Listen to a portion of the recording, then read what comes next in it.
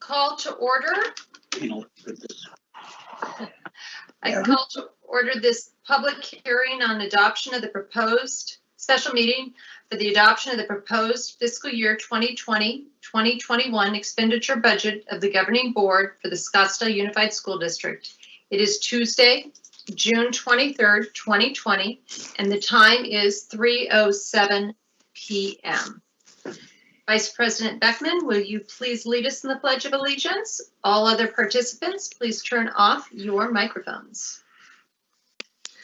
I pledge allegiance to the flag of the United States of America and to the republic for which it stands, one nation under God, indivisible, with liberty and justice for all. Thank you. I will have a roll call starting with Jan Michael Greenberg.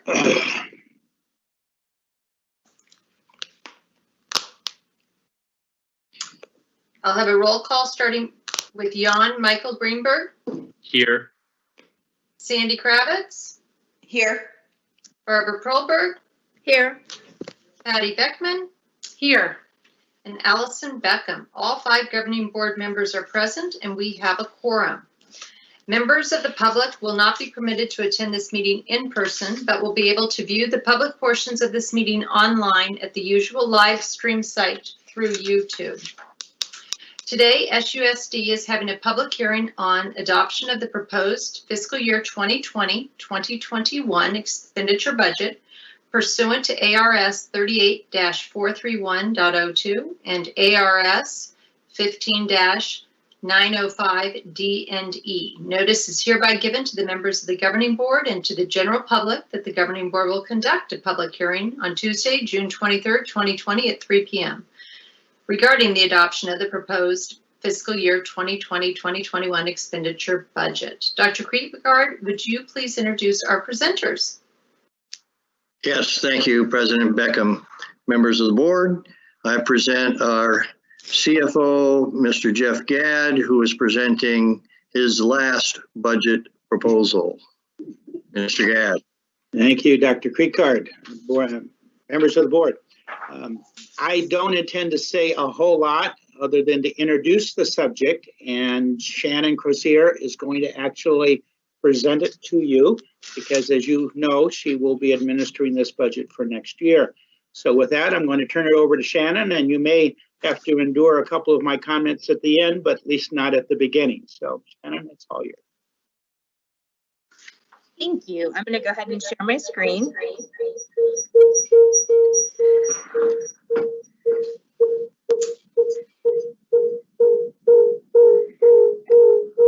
We do have a full sound, Jonathan. Yes. Is that better? Yes. Thank you. Are we good? I think we are. Thank you, Shannon. You don't have this.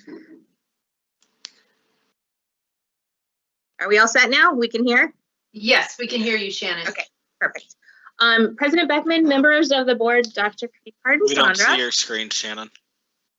I don't see my screen. I see Shannon's screen. Oh, you mean the PowerPoint? Correct. Let's try that again.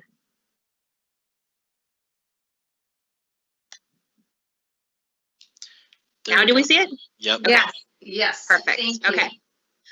So we're going to take a look at the 2021 expenditure budget for approval. This is just some of the budget summaries. A lot of this matches what we've talked about back in March with the tentative approval. The base level increases from 4,202 to 4,359. That's an increase of 157.25 per ADM. We are in the 5th year of our Prop 123, and because of that, it's going to provide an additional estimated $500,000. Prop 123 does expire after fiscal year 25. We have current year funding.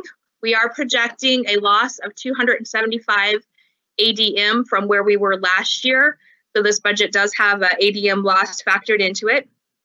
And then the teacher experience index rate increased just slightly from 1.0213 to 1.0278. That seems like a really slight increase, but it does actually generate $800,000 for us. So even those little tiny increases in the teacher experience rate gives us a little extra funding. The DAW reduction, we're still in this, we were supposed to get all of our capital or DAW money this year, but they ended up having to reduce it again. So the DAW reduction is approximately 1.6 million. That is about a 15% reduction from what we should have received if we were receiving the full amount. Classroom site fund also decreased from 434 to 425. The classroom site fund is based off of our sales tax. And so with estimates of revenue for the state going down, that amount did go down for next year.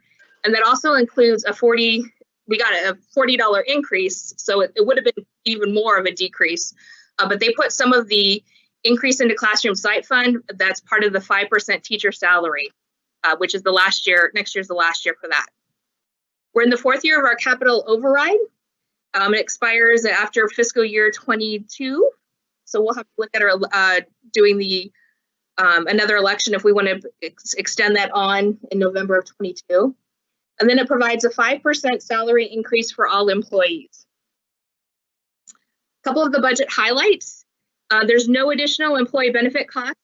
The premium is pretty much staying flat for us, and so there's no additional costs for employees or dependents. We continue the contributions to cash controlled accounts, but we're not increasing that. So if you remember, for this year, we took part of our $2 million worth of M&O expenditures and pushed those to cash accounts. We'll continue that for next year, but we're not going to add any additional. We're not moving additional M&O expenses over to cash accounts. We keep the cash controlled balances well within the minimums. We're actually still working on trying to get some of those balances down because they exceed our maximums. But we do keep those. No, there's no cash account that goes below the minimums that have been set by the board. Also allows for additional social workers and guidance counselors. Basically, we put in 5 additional social workers and 5 guidance counselors. We have some flexibility within those 2, but it's essentially 10 total between the 2. And then because we just don't know, because of current year funding, we also factored in another 50 ADM loss in case our initial projections were off. So that means we now have, if we have to, 325 ADM loss that we have budget for. We also we've got some additional money that we're going to be applying for through the CARES grant. And so we have some additional ADM loss there if we need.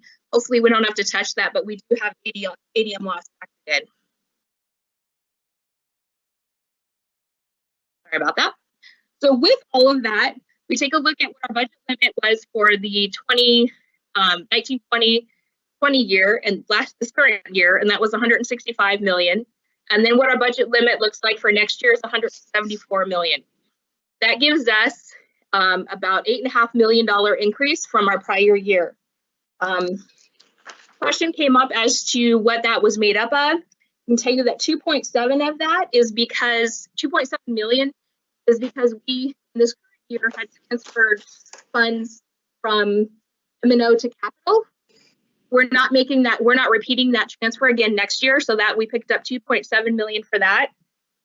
Because the base support increased, the amount we get per student increased, that gives us about 4 million.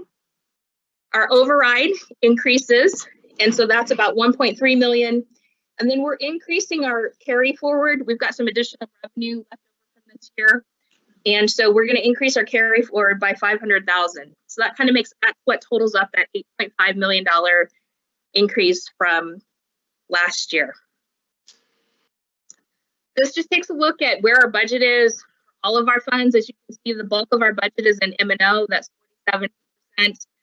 The next largest one is other funds. That makes up cash accounts essentially, but this just kind of gives you an overview of where the budget comes from and the different funds that are involved with that. And then it looks at our M&O by function. As you can see, 55% of that is instructional. That's dollars in the classroom, function 1,000.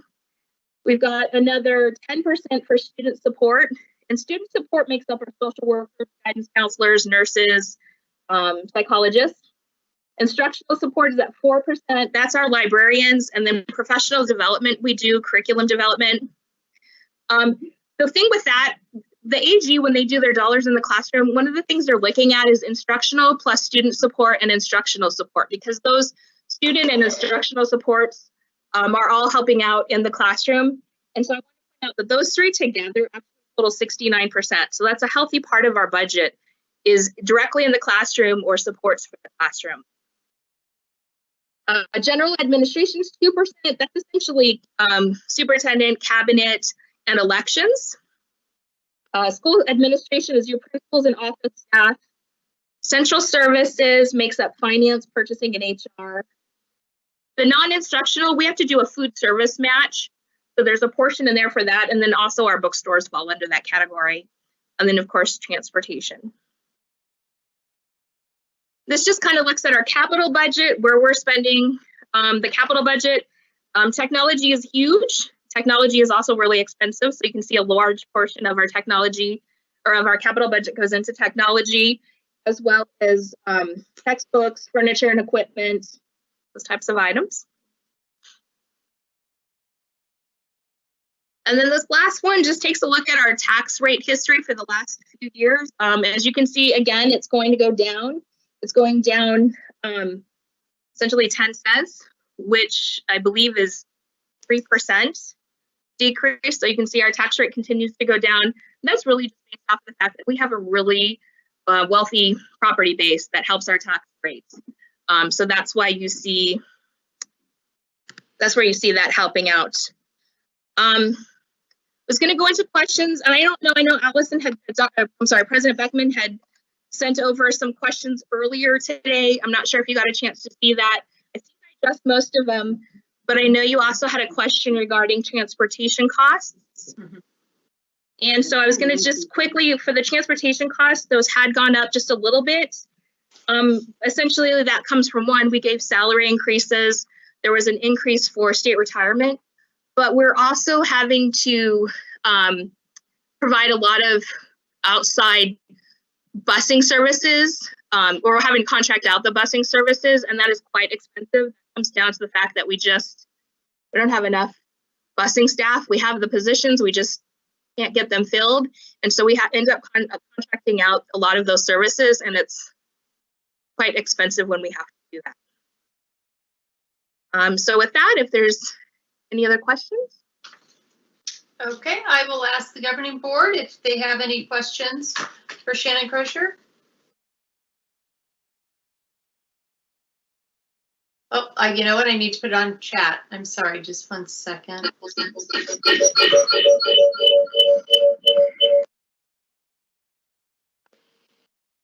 It's loading. Somebody has a question they'd like to, question, Patty Beckman.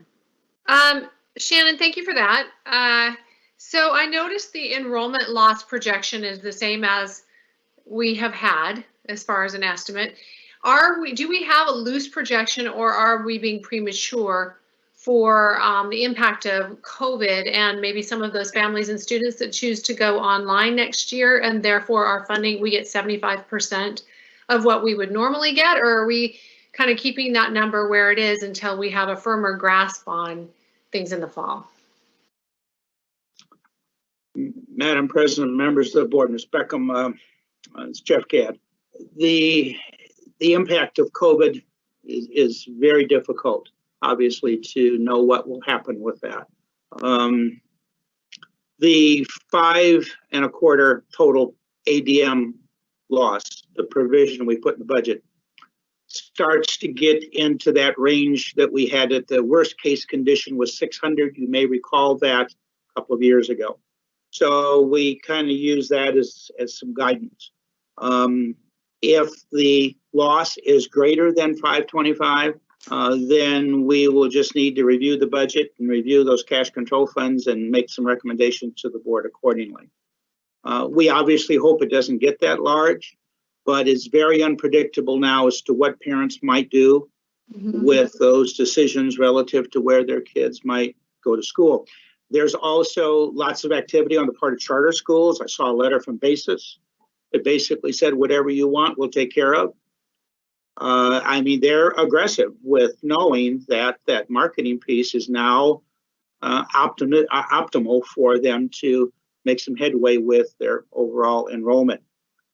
So I don't know if I can really answer the question. We do have a demographic study that predicted we would decline by over 300 just because of maturity. And we've then added another 200 from CARES to try to make that number as large as we reasonably could. If it does go that high, it will be something that not only will become a budget challenge for 2021, but for 21-22, that would mean that we'd have to make up 200 students right off the top because CARES is only a one-time grant. And we would have to deal with a state budget shortfall. We have to deal with no state increase in teacher salaries that I'm aware of in 21-22. So it does not, this year, if we can get through it, it will be a function of the ADM loss we've predicted is too high. We'll be able to get enough students that we don't need to go that high. Or if it goes above that number, we've got some contingencies we can deal with. I think the bigger problem is 21-22. I think it's going to become the real issue because you're not going to have state support. And that if that enrollment decline is much greater than we thought it would be, there's got the potential of carrying another enrollment decline into 21-22, a new enrollment decline that will make life even harder. So those are I realize none of that is very optimistic, nor have I maybe answered the question, but the whole budget subject is dependent now pretty much on the ADM count and what the state budget shortfall is as to whether they make some changes to the base support level or not increase. The likelihood would be that they would not increase the base support level at all. That means that you would get no inflation. And if you have to absorb a fairly sizable ADM loss, then those two would work together in creating some budget challenges. Thank you, Mr. Gadd, because my concern is not necessarily from the enrollment loss per se, as in students choose other educational choices, but the full funding as it relates to a student in school or online. And so I know we're going to be revisiting that. My second question, you answered it peripherally in this one, which is the technology, budget is piece of the budget. And any sort of projection, and I guess that's going to have to wait till fall too, when we see if we have to do any replacements, et cetera, in addition to some of the online support that we might need and replacement as far as Chromebooks, et cetera. So I guess this is all still kind of up in the air and difficult to project, and we're going to be looking at it again more towards the fall, I would assume. I think that's correct, and I want you to know too that the capital budget is a different discussion than the one we had, and that one tends to have more flexibility, tends to have more money. It has an override to boost it up. It has bond funds. So I'm not nearly as concerned about our ability to have money to purchase technology. I think that's going to be relatively easy to do. Where the issue is going to come, I think, is going to be affording program, affording staff, pupil-teacher ratios, all of those things that drive the M&O budget.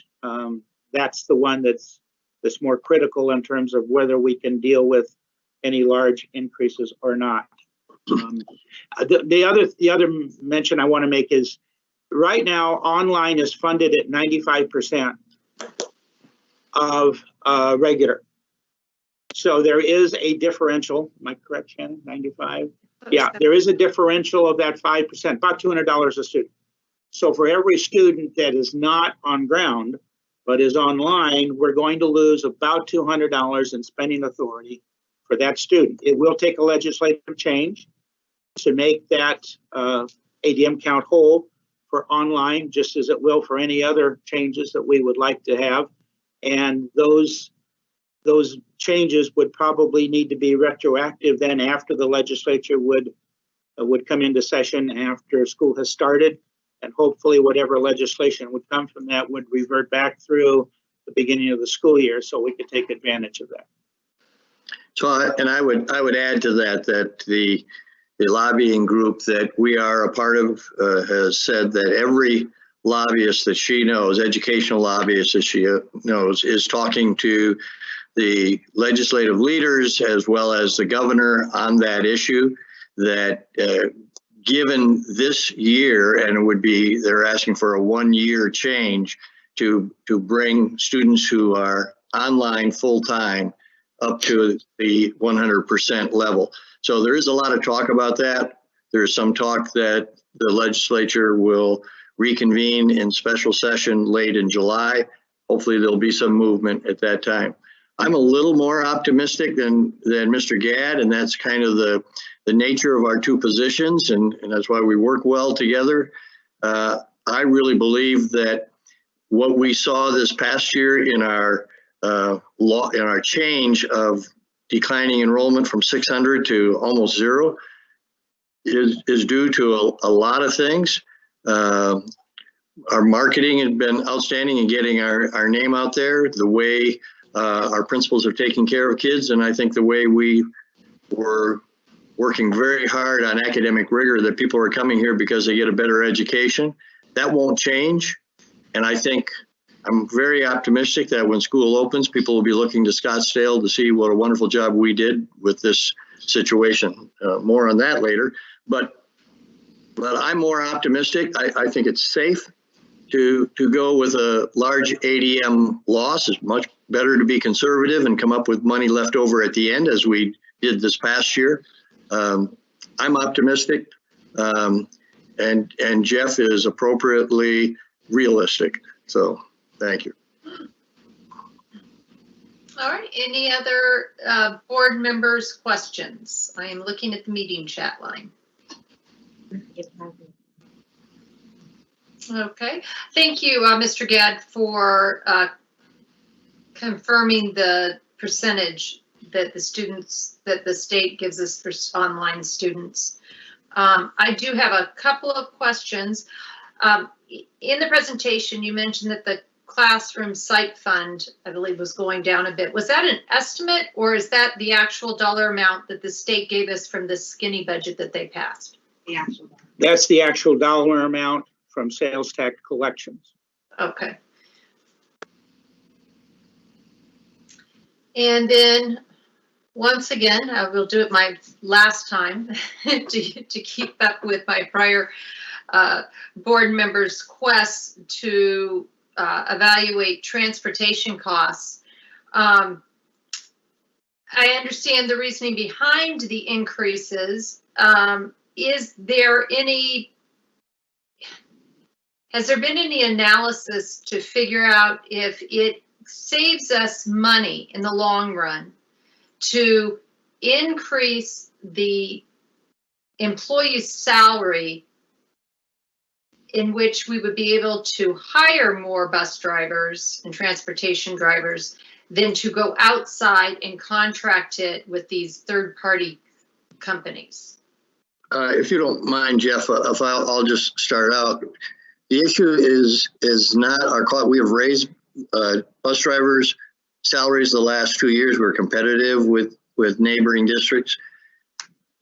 Up until the pandemic, we had what's called full employment, and you just don't get people wanting to drive buses full of kids in that kind of situation, nor do we get crossing guards, nor do we get cafeteria line workers.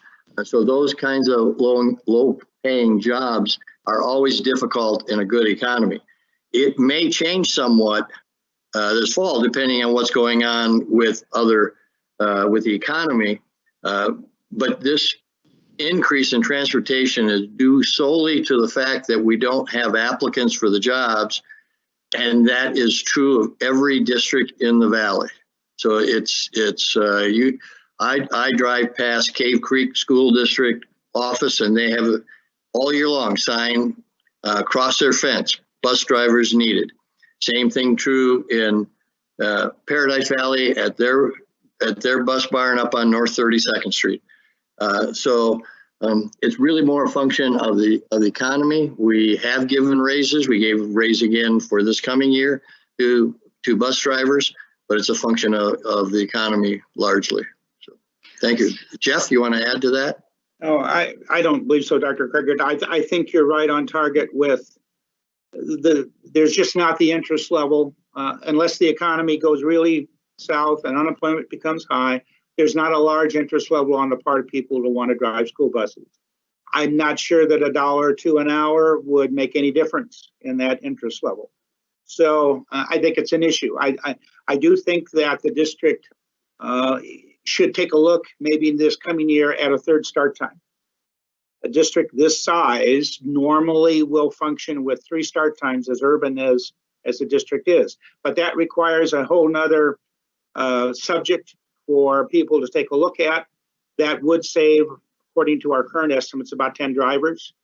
That's a substantial amount of money, but it would have to be something that would be studied during next year for implementation a year from now, because of the significant change that would make for parents in many ways. And just for the record, I did receive recently Brendan Wagner's proposal of 3 different things to look at. I will send that out this week for the board members' information. I would not recommend that we consider it for this coming fall with everything that's going on, but it is a long-range plan that could be looked at next year. And there are 3 options that he has looked at. It would change lives of many families in some ways, make it better for some, and others might feel not so much. But anyway, I will send that out to you also, just to take a look at it for future information. Okay, so thank you, Dr. Krieger. So that, I was going to say, as my understanding, we were doing a study on the transportation of the 3 times. So I'm glad to hear that that's completed. I will go back to my initial question, and I think because I didn't get an answer, the answer is probably no, is we have not done an analysis to see if there is a benefit to raising the bus driver's salary / I'll say, I'm assuming that if you pay them more, it will become more competitive, not just in the bus driver field, but in other terms of an employment. And would that save us any money than using third-party drivers? Because at some point, if we don't have any bus drivers, we don't have any drivers to drive our kids. And then the question is, okay, why? Is it that we're just not competitive, not just in bus driving, but for employment, or is there some other reason that we need to know about? We have not done an analysis, Ms. Beckham, you're correct. That is a subject that we could study. You really don't know the answer to that subject probably until you actually would go out in the marketplace with a higher hourly rate and see if that actually generated more interest. So it's one of those that the analysis almost has to be in the field to decide whether people would want to take advantage of that higher income, but that's something that the district could take a look at.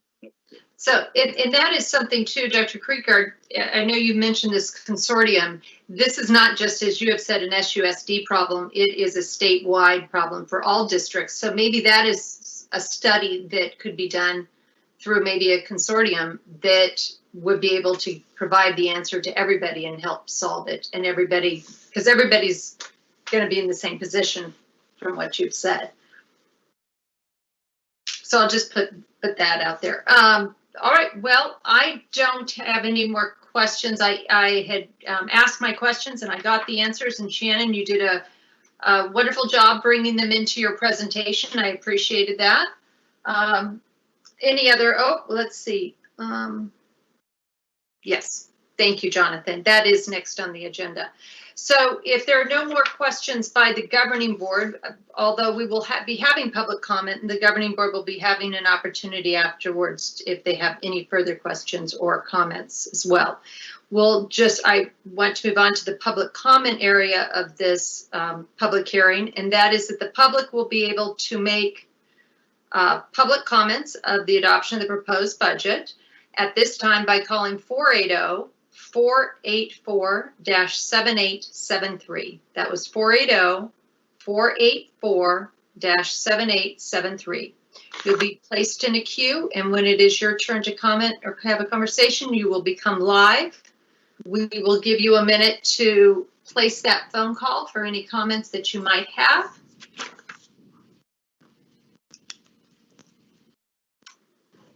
And hopefully you can see on the screen there the public comment line with the telephone number.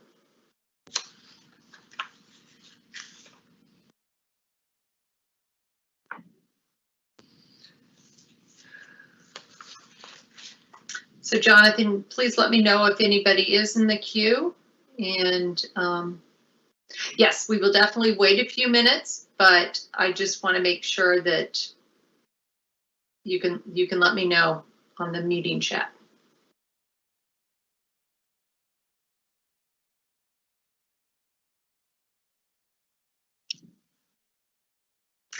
While we are waiting, Mr. Gadd, can you just explain to the public, this will be the second year that district assistant funds, I believe, have gone down. These are federal dollars?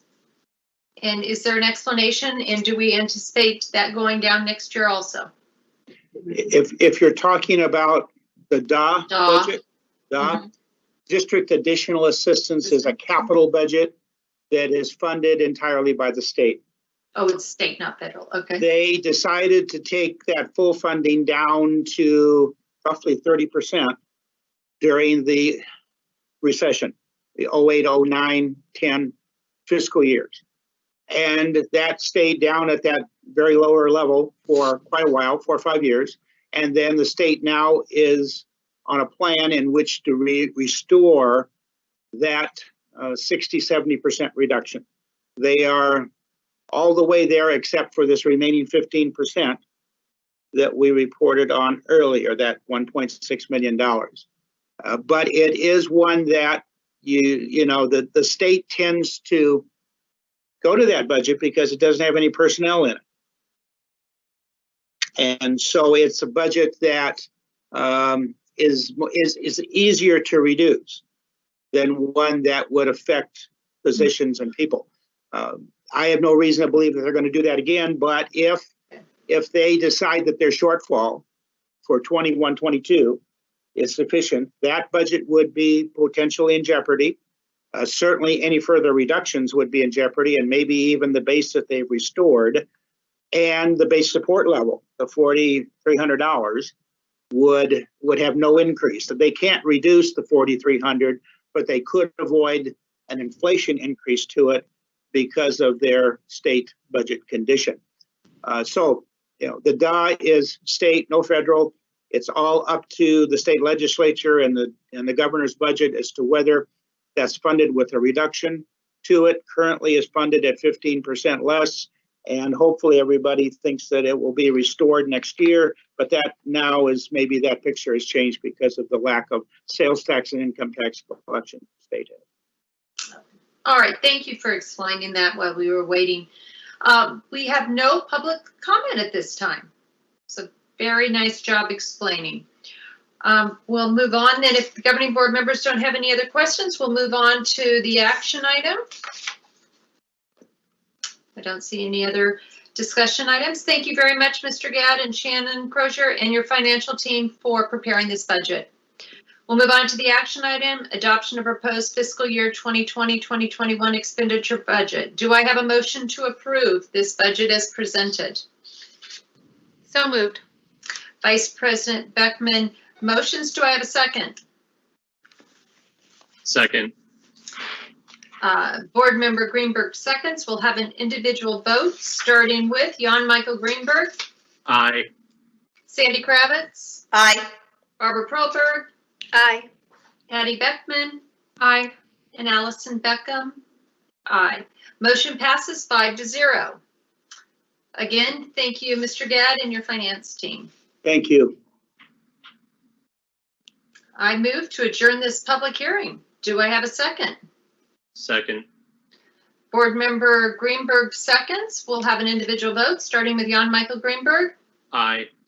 Sandy Kravitz. Aye. Barbara Perlberg. Aye. Patty Beckman. Aye. Allison Beckham. Motion passes 5-0. This public meeting is adjourned at 3:41 p.m.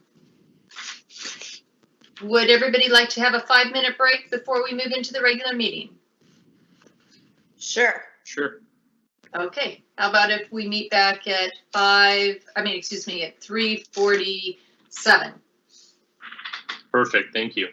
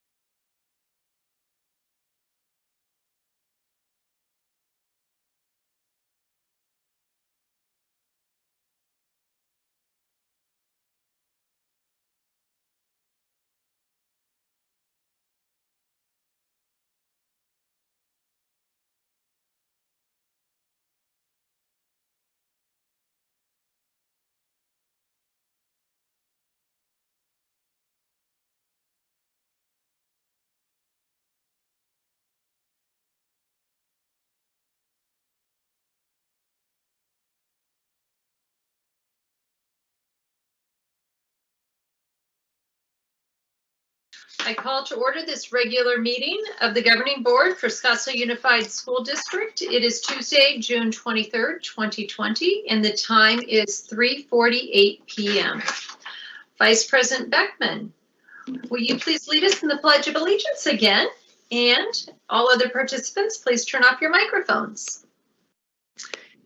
I pledge allegiance to the flag of the United States of America and to the republic for which it stands, one nation, under God, indivisible, with liberty and justice for all. Thank you very much.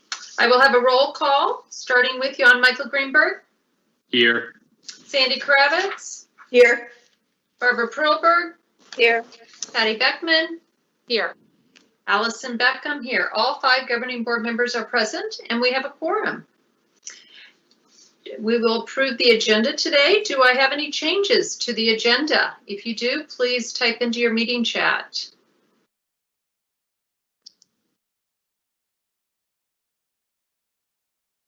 I'll give it a minute. All right. Do I have a motion to approve the agenda as presented? So moved. Vice President Beckman makes the motion. Do I have a second?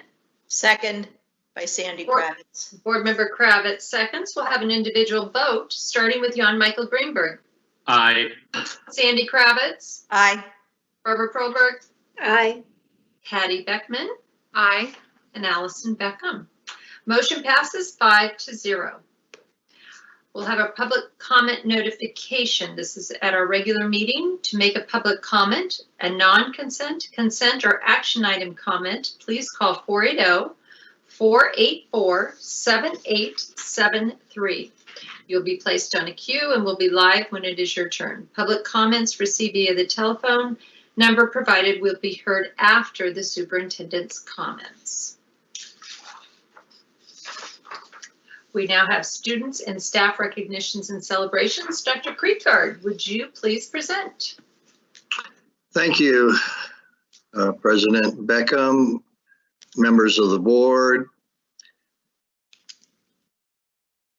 It's a pleasure to provide a few comments in this part of today's meeting. At the last governing board meeting of the 2019-2020 governing board and school year.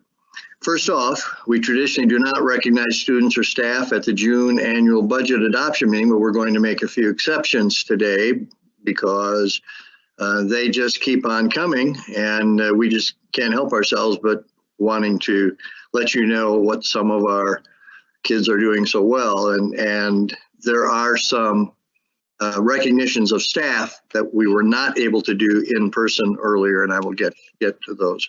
I want to share with you that recent Chaparral High School graduate Isabella Struckman has received 2 outstanding recognitions in the past week.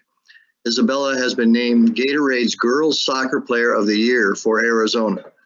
As you may recall, Isabella has helped lead the Firebirds to 4 consecutive state soccer championships, a 21 win, 1 loss, and 3 tie record this past season, during which she scored 20 goals, not to mention a hat trick in the title game against Hamilton.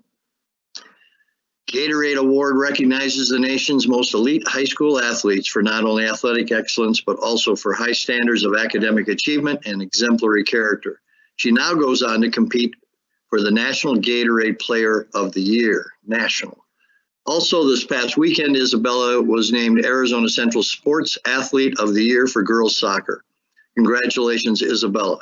An SUSD challenge coin is headed your way to recognize your many achievements, while an SUSD student at Cochise, Cocopah, and Chaparral High School. Best wishes to you at MIT, from CCC to MIT in the fall. In March, we had planned to celebrate and introduce you to 7 SUSD employees who have contributed records of service to Scottsdale Unified School District of 35 years or more.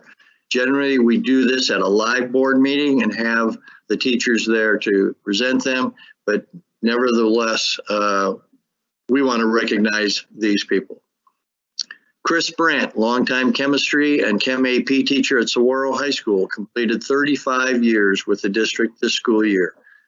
Most recently, you know him from Saguaro's accomplished robotics teams, the SUSD's Math Science Academy based at Saguaro, and the planning team for Saguaro's new Innovation Center. Karen Durkash has been a leader in SUSD physical education, currently at Hopi Elementary, but also at Anasazi and Tavan in the past. Not only that, she was one of the original teachers of the first year at Mountainside Middle School. She completed her 35th year. Hard to believe, I was also her high school assistant principal when she attended Chaparral High School. Sue Mahoney and Maureen Major have spent 35 years each supporting the school district's special needs students. Sue and Maureen are both currently instructional support paraeducators in life skills at Coronado High School. Jesse Mendez has spent 35 years seeing the facility needs of Chaparral High School. Way to go, Jesse. And it's 2,000 students a year. At 45 years with SUSD, Teddy Beres is a fixture among district special ed teachers. During her tenure in SUSD, Teddy has spent time teaching and supporting special needs students at Cherokee and Cochise Elementary Schools, Echo Canyon, when it was called ANLC, Tonalea, Desert Canyon, and Mountainside. And missing out of that list is Ingleside Middle School, where I worked at the time as principal, and she was one of our outstanding special ed teachers. Congratulations to Teddy, 45 years. This group is led longevity by Diana Ranby, who has spent a total of 50 years in SUSD. She formerly taught second grade at Kiva Elementary and has, for the past 7 years, served as one of our reliable district-wide substitute teachers. I guess it really says something about me that three of these people with great longevity once worked for me. Must be time to go. As governing board members, you know that our school district is nothing without our 3,200 dedicated employees. These 7 employees in particular go above and beyond every day to deliver the very best service to both external and internal stakeholders of the district. That kind of longevity with the district provides a very backbone that SUSD relies on to be successful, and for which I, as superintendent, am most grateful. Congratulations on your combined 270 years of service to Scottsdale Unified School District. Moving to the other side of the service coin, I'd like to take the opportunity to bid an official farewell to a group of SUSD employees, some of whom have been with us for many years and others just a few impactful years. We say goodbye next week to our friend Dr. Steve Chestnut, who has served as Executive Director of the District Support Services Department. This office's critical mission is to assist in creating a positive, safe learning environment for students in our schools and classrooms that is conducive to not only their academic growth, but also supports their social and emotional development. Thank you, Dr. Chestnut, for your contributions and sincere passion for the well-being of SUSD students these past 2 years and for your career in public education. Best wishes on your retirement. Also leaving us are 2 principals, Pima Traditional's Alexis Cruz Freeman and Arcadia High School's Todd Stevens. We wish both of them the best in their next endeavors and know they will take a part of Scottsdale with them for the rest of their professional lives. Being a principal is not easy, to be sure. Alexis and Todd also always provided their students and staff with steady guidance, understanding, and compassion, and for that we are grateful. Good luck to both of you. We also say goodbye next week to a fixture. I don't think you would necessarily be happy if I called you a fixture all the time. Sandra Como, a fixture at the governing board meetings for the past 21 years. Sandra has served 10 SUSD superintendents in those 2 decades as executive assistant to them and to the boards, managed superintendents' calendars, taken the minutes at nearly every governing board meeting and study session, provided historical insight into district practices, and doled out gentle New York nudges when necessary to both superintendents and staff alike. I know that. Her candor is one of the things I have appreciated most about Sandra during our 2 years together. It was a wonderful 2 years. Thank you, Sandra. Best wishes to you. Be well and enjoy those grandchildren.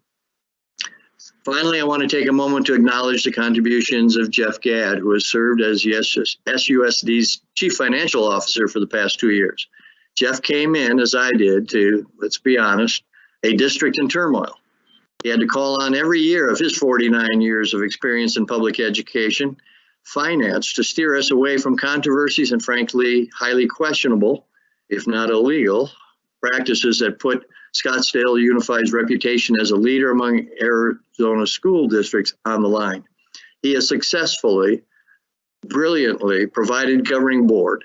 He has served with me and served me with sound financial guidance, insight, and future thinking. Budgeting and honest practices that are truly part of his makeup. It's what he has always possessed, but that was needed more than ever in 2018. He did not have to take this job, and he didn't have to stay as long as he had, yet he did, and thank goodness for that. We needed him, you, Jeff, and have come to depend on you as a steady and staunch steward of the taxpayer dollars that make this school district's engine run. Thank you, Mr. Gadd, from the bottom of my heart for your service to the students, parents, staff, and community of Scottsdale Unified School District and to public education. Next, if I may move on to comments, there are just a couple that I'd like to make. I'd like to give a quick update of the incident command system team moves.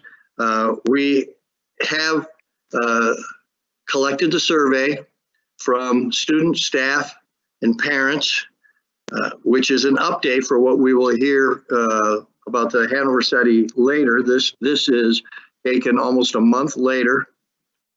And as a result, there are some changes, and the 3 subcommittees are looking closely at those survey results and beginning to make some decisions.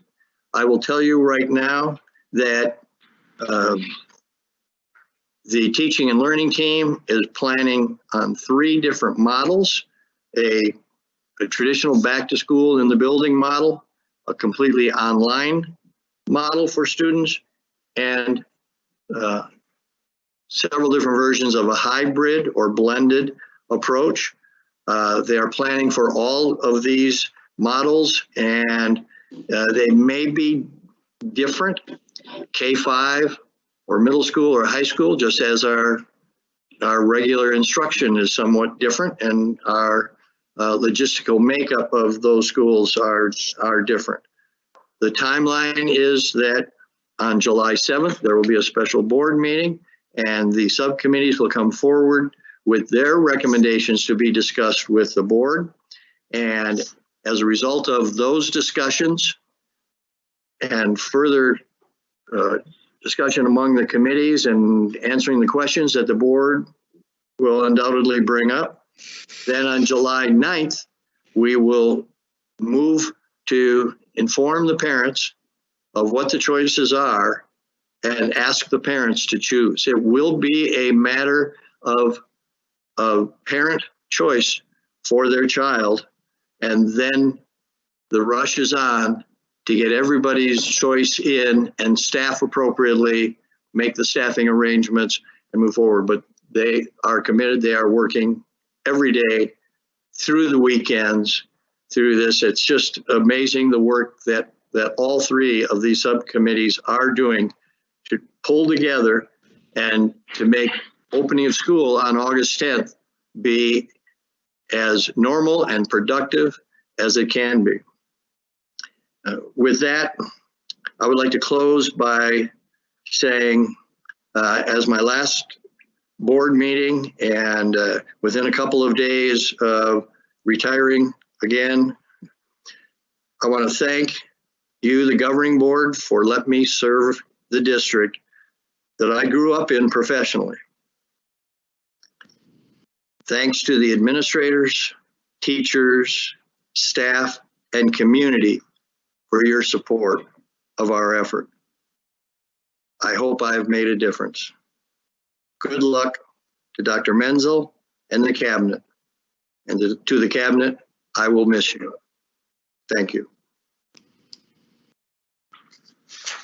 Thank you, Dr. Creekguard.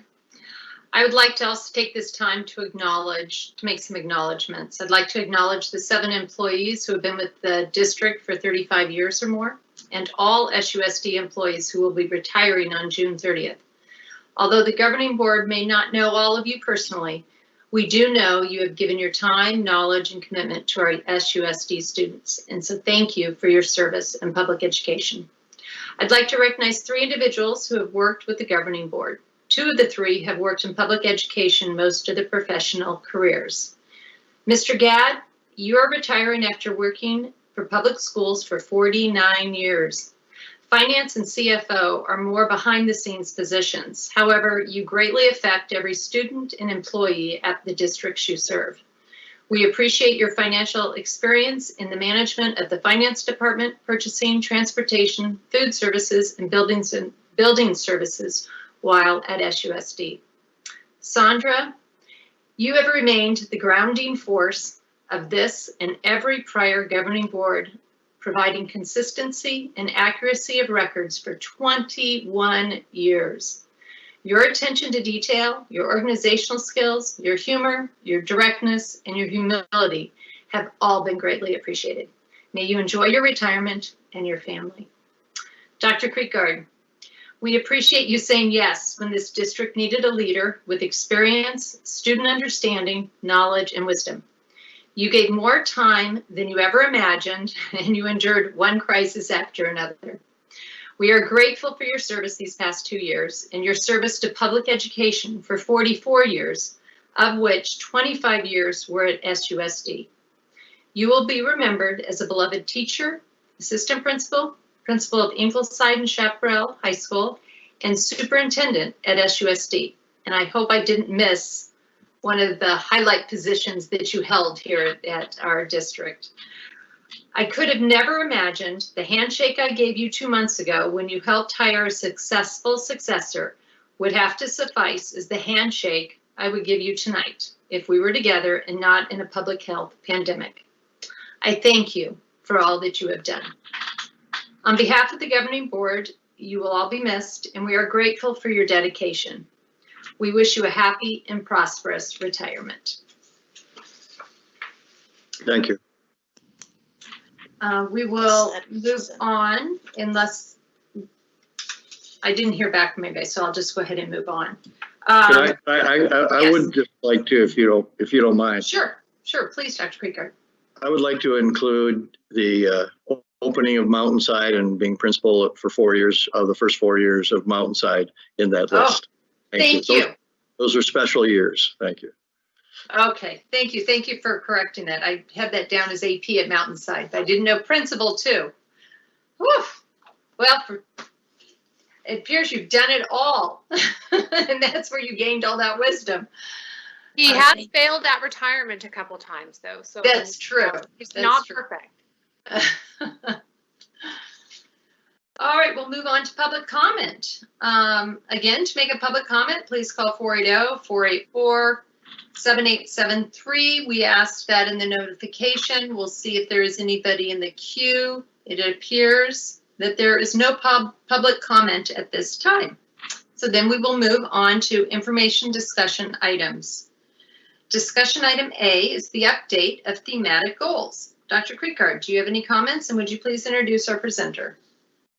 Yes, thank you, President Beckham and members of the board. When we say thematic goals, it's kind of taken on a little different life. Truly, in the board trainings that 2 of which I took part in and was here with the organizational clarity piece when I came into office. After the board developed the core purpose and core values and the business definition, we educate. Then you get to what's most important. What is the thematic goal that supports these questions of values and purpose? And that thematic goal, which we adjusted a year ago, is enhancing a culture of learning. Supporting that goal are 5 defining objectives. Tonight, you're going to hear very briefly from 4 of our cabinet level leaders who have supervised the effort in these 5 defining objective areas. The first one is Dr. Bowman, who will talk about the objective of get the right leaders. Dr. Bowman. Thank you, Dr. Creekard, President Beckham, and governing board members. It's an honor to be here tonight, and it's an emotional night with Dr. Creekard and others as their last board meeting. So I'm just privileged to be in this meeting. You have a more detailed back report, so we're trying to be more concise with our public comments tonight, and just going to show a few of the highlights. I'm not sure who's driving. I think it might be Kim or Evie, but you go to the next slide, please.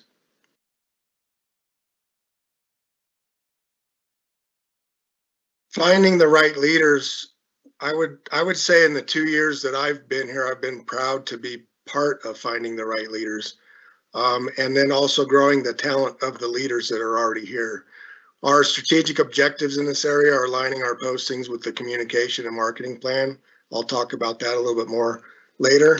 Continue to grow our partnerships with local universities and community colleges, in addition to our principal and administrative preparation programs there as well, to develop our existing leaders and to offer competitive salaries. Next slide, please.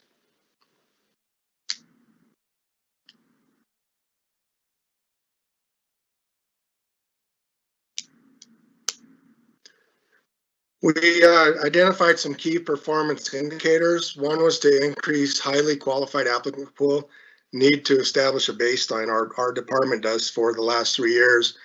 Well, one of the things that, I mean, it's a difficult metric to produce in the sense of, you know, what are you looking for highly qualified candidates?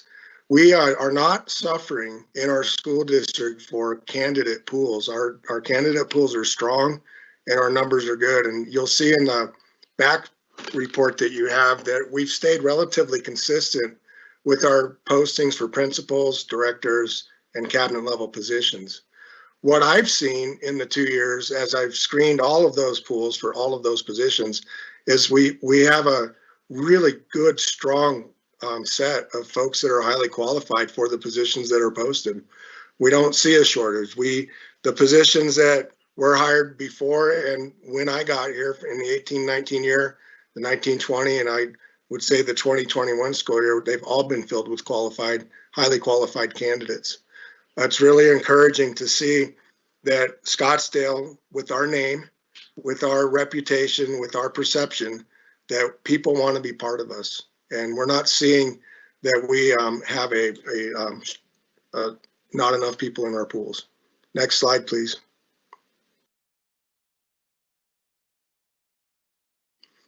Some of the reasons that we believe that we've been able to find the right leaders, one of the ones that I said I'd talk about later, the partnership that we have with the communications department and the work that they've done in marketing and attracting not only families and students here, but also strong candidates to our school district. I don't know if Amy's going to talk about much of the things later on. I just have to hit a few. We have a great web presence on our own website. We also have Facebook, Twitter, Nextdoor, Indeed. We're trying to reach out to the world in all of the different social media platforms, and it appears to be working. As indicated earlier, in our pools of applicants are strong, both from within the state of Arizona, within our own district, and outside of the state of Arizona. So there's no doubt that the marketing efforts are making a big impact. We are continuing to grow, develop, foster our relationships with ASU, NAU, GCU, Scottsdale Community College. And that's important for preparing future candidates. It's a win-win for the universities. And we also have introduced and developed a teacher internship program with ASU. We continue the SUSD Aspiring Leadership Series. That includes those that are in our system that aspire to be principals and those that are in our system that aspire to become administrators. And that's an amazing series that I've been able to be part of the last couple of years to be purposeful about growing our own talent. One of the things you'll see in your documents that I didn't put up here is that in the first 17-18, we had 2 out of 21 hires that were internal candidates. And this last year, we've had only five that we've hired at the director level and above, and 3 of those have been internal. My opinion, and it's not a purposely stated goal, but we need a blend of inside and outside talent, and having a career ladder within your district gives you that opportunity to grow the talent that you have. In addition to that, not put up here is we also have purposeful development through the McCrell series and training of our staff, and we continue to ensure that all of our assistant principals and principals are trained with McCrell. The competitive salaries, there's no doubt, we're incredibly grateful for our school district, and I think most districts across Arizona are grateful for the 2020 initiative of Governor Ducey. And in our school district, we've had an 11% increase over the last 3 years. It's important because I believe that if our salaries were not competitive, that we also would not attract the kind of talent that we're seeing. And then I had injected my own opinion. Dr. Creekart alluded to it a little bit earlier. There's just no doubt from when we arrived 2 years ago to today, there has been a cultural shift. The climate is one that's moving towards positivity.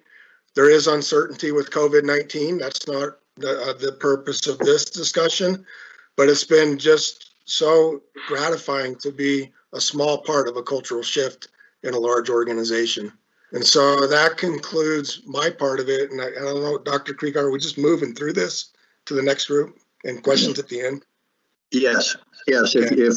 if we can. Yep.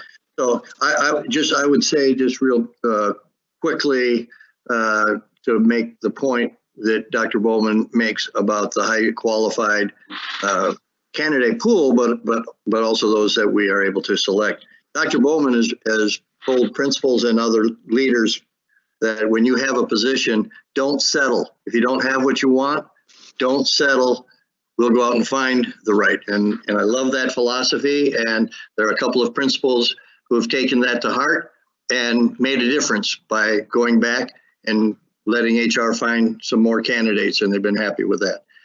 The second objective that defines the thematic goal is instructional systems. And with that, Dr. Kim Guerin will present that effort. Dr. Guerin. Thank you. Good evening, President Beckham, governing board members, Dr. Creekart, and Ms. Como. That's the last time I get to say that. So just have to honor your last meeting. We'll miss you both. So as I reflect on our department's work in educational services, which includes teaching and learning, assessment, special education, and community education, I can't help but think what an unusual year it was and what an unexpected turn of events. And the behind the scenes work of the Educational Services Department to move learning online in 1 week and to now work together to rebuild choices that we'll be bringing to you in July. I am so proud of the work behind the scenes and the dedication and the countless hours of everyone in the department. So I want to acknowledge that as we reflect back on next year. So our overarching goal is to, of course, enhance a culture of learning. And we do that by supporting our educators. We support our administrators, we support our teachers, we support our staff. And we do that in several ways. One of our key roles is providing robust, relevant, timely professional development that is of high interest to teachers and moves the science and art of teaching forward. That is absolutely critical to advance learning. We understand that if curriculum, instruction, and assessment do not work together, the impact on student achievement cannot possibly be as great. So that cohesive approach, that strategic approach is very important for us, and we focused on that this year. Rigor and using an equity lens in all that we do every day is also important to our work and helped our department grow and meet specific needs, not only of educators to move their practice forward, but to make sure that using the equity lens all means all, and we focus on all students and we provide that access along with that rigor. Next slide, please. There are several key performance indicators in our work. I'm sure all of you have seen our educational services newsletter. That was one way to really open the door to communicating with the classroom teacher at every level, to connect the coaches with our teachers and have that back and forth communication. Ms. Redner also created websites that were interactive and everyone in the organization could access information related to adoptions. And we also really use survey data to drive our decision making. For example, our professional development committee used surveys to hear loud and clear what teachers were interested in, what they thought about the half days, and how we could increase productivity and relevance on those days. Model Schools Conference and the work of Dr. Daggett drove much of our PD, focused on rigor, relevance, and relationships. And we needed to provide a system of training related to that to move it forward. Next slide.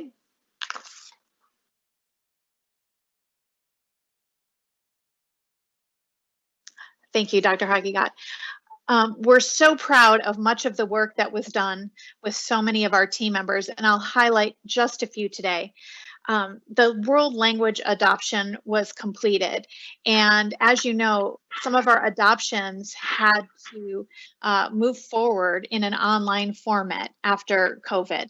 So to be able to continue that work while we have a new learning platform was really remarkable. But we didn't want to slow down on the continuation of upgrading our curriculum for our students to enhance learning.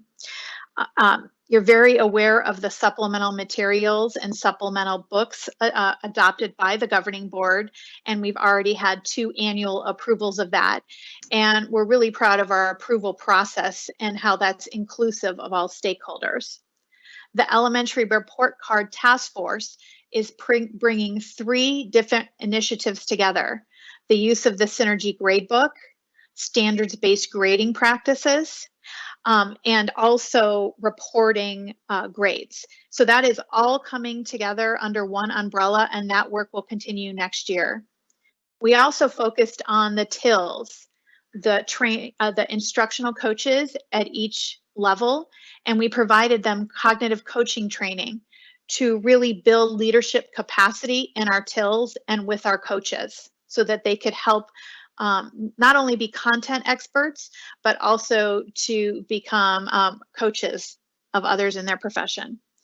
We continued the development and refinement of assessments.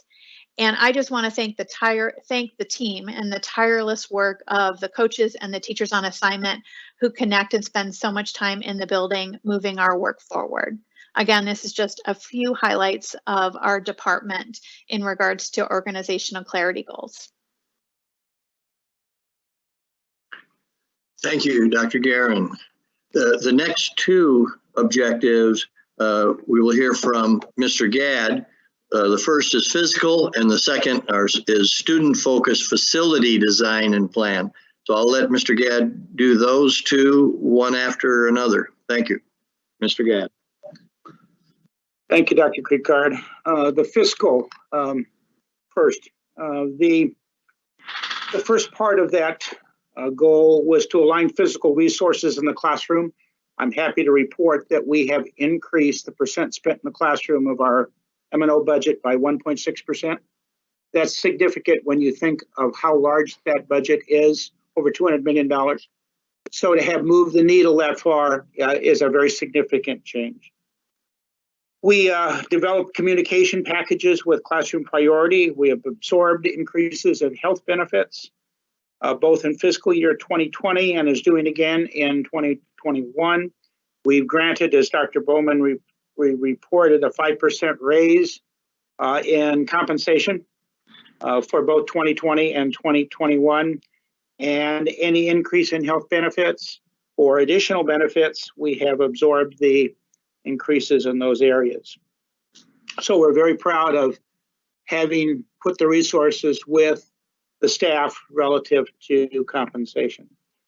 The high performance procurement systems, as the board's aware, the district had difficulties in meeting the state requirements when we started into this process.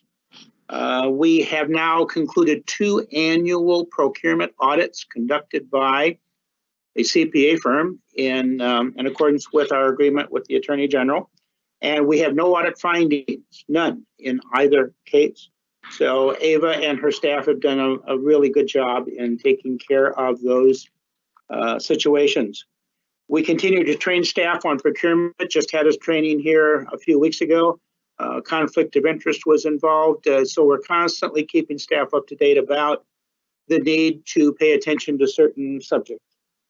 And the last part of the fiscal goal was to look at reducing and eliminating waste. We've done a 3-year projection on M&O, as the board may recall. And we've also put in place, and I think we may be the only district in the state that has done this, minimum and maximum balances in cash control funds, so that we know that we're not spending enough or that we're spending too much. When we look at what reasonably the board has approved, that are minimum and maximums for each of the kinds of funds that we have in that area.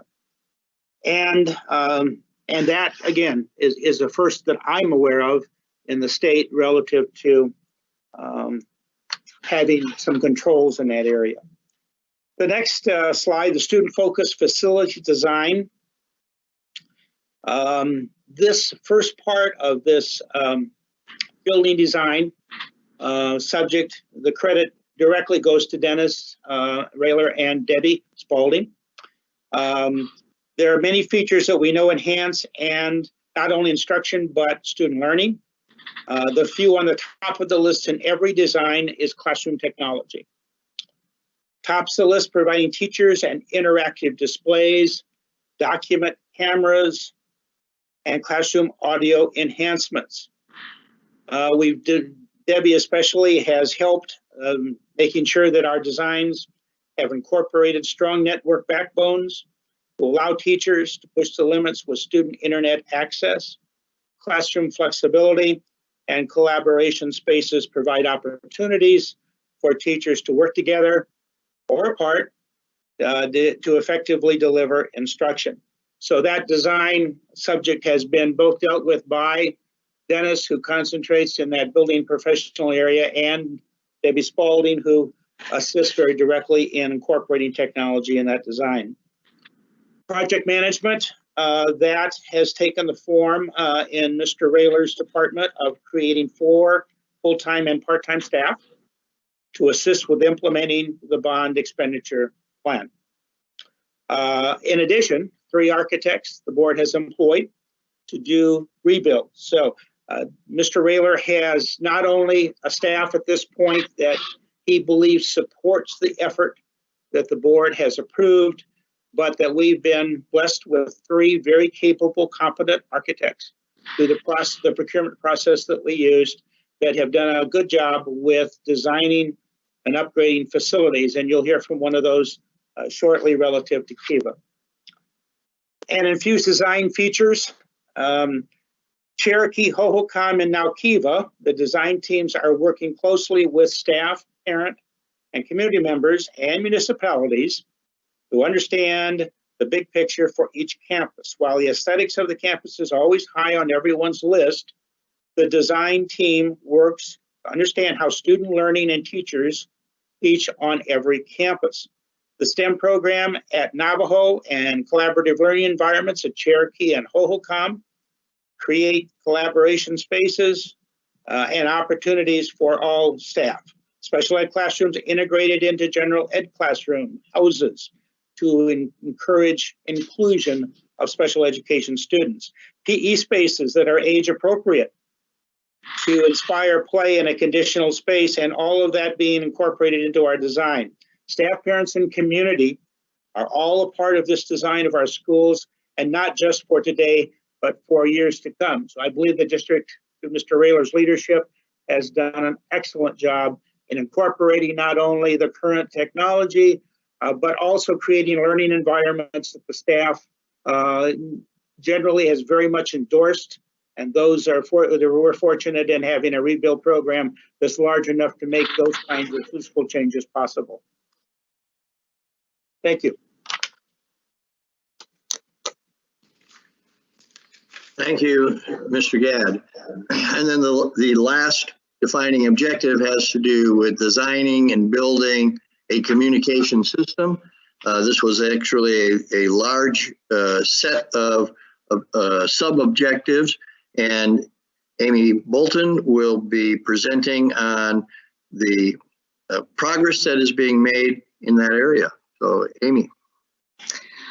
Thank you very much, Dr. Creekard. Members of the board, Sandra, I will be pulling up my presentation and just wanted to make sure that you're able to see it. It'll be up on your screen momentarily. How does that look for everybody? Are you able to see the presentation? Perfect. Thank you very much. Okay, so I'll be brief. I just wanted to thank you for this opportunity and wanted to run down where we are in the organization. We're part of the superintendent's office, and that is the staffing that you see on the right. The next slide that I'll show you momentarily here. Sorry, just having a little trouble advancing. The next slide that I'm showing you is how we break down the staffing and all of the responsibilities that we have by team member. So I won't get into that, but that's in your packet there. And this slide shows you all of the different professional disciplines that we handle in my department. What's interesting is that we have a touch point on every school, every department, and pretty much every initiative that comes out of SUSD. So these are all of the ways in which we apply our professional disciplines. On your screen are all the audiences that we talk to. We focus in certainly on our employees, our families. We have a responsibility to talk to our taxpayers and, of course, the public.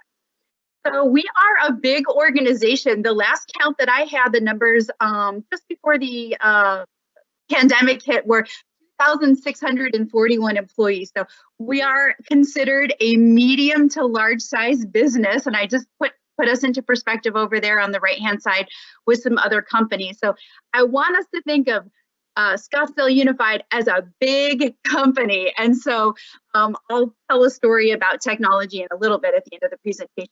But wanted to remind everybody that what we do in communications and marketing is driven by these three priorities. We call them business drivers.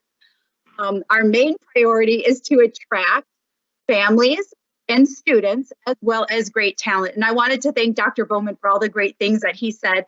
It seems like we're having great success in that area, attracting a great talent pool. At the same time, we also want to work to retain the families that we have and the students that we have, and of course, the great talent. And it's so great to hear how we're promoting from within and that's being achieved. And our last business driver is about enhancing the brand value. If we were a public company, this would be our stock price, our stock value. That's really about our public image. So when everything comes together and it's optimized, we have a system that's growing through marketing. It's attracting that great talent through recruiting. We have a strong reputation through our brand value, and that we keep our talent and our enrollment through employee relations, our strong performance, as Dr. Creekard mentioned, at our school campuses, and we hear that feedback from parents, and then of course, strong customer. So this slide just kind of walks through how the professional disciplines merge up to those business drivers. I'm not going to get into all the details there, but if you're interested in how the sausage is made, this is your slide. Wanted to thank Jeff Gadd for all of the great things that he said on the May 5th public meeting in regards to our retention of students and where we are. These slides are a little bit older because I prepared this presentation before tonight's board meeting, but Mr. Gadd had so many great things to say about our retention. So wanted to let you know that we did focus in a lot on marketing over the past year as a way to make sure that our district was financially sound and that we kept as much enrollment as possible. So that was a major focus for us in addition to clarity. And then here's a detail of how that enrollment looked over time. When it comes to clarity in communications, it's really, when we look at it, when my department looks at it, we look at it from the perspective of internal communications, and that has to deal with how our leadership is communicating our vision. And then we think about it from the employee experience and how are we communicating to employees. On the external front, and that's about the retention business driver, and that's why it's orange. The external front, we look at growth, and that's our marketing communications, and that aligns with our business driver, our growth. Then externally, when we're providing clarity in our communications, it's about the business reputation and how are we talking about all of the great things that we have going on here at SUSD. And that is, of course, enhancing that brand value. So that's kind of what it looks like in a graphic. Wanted to let you know that we use 38 different pieces of software to achieve all the marketing and communication, and that's listed on your screen. And now you might be thinking, well, what are we doing for internal communication? So this graphic lays out for you all of the different technology that we employ to communicate on that internal front. So this is how we get our messages out.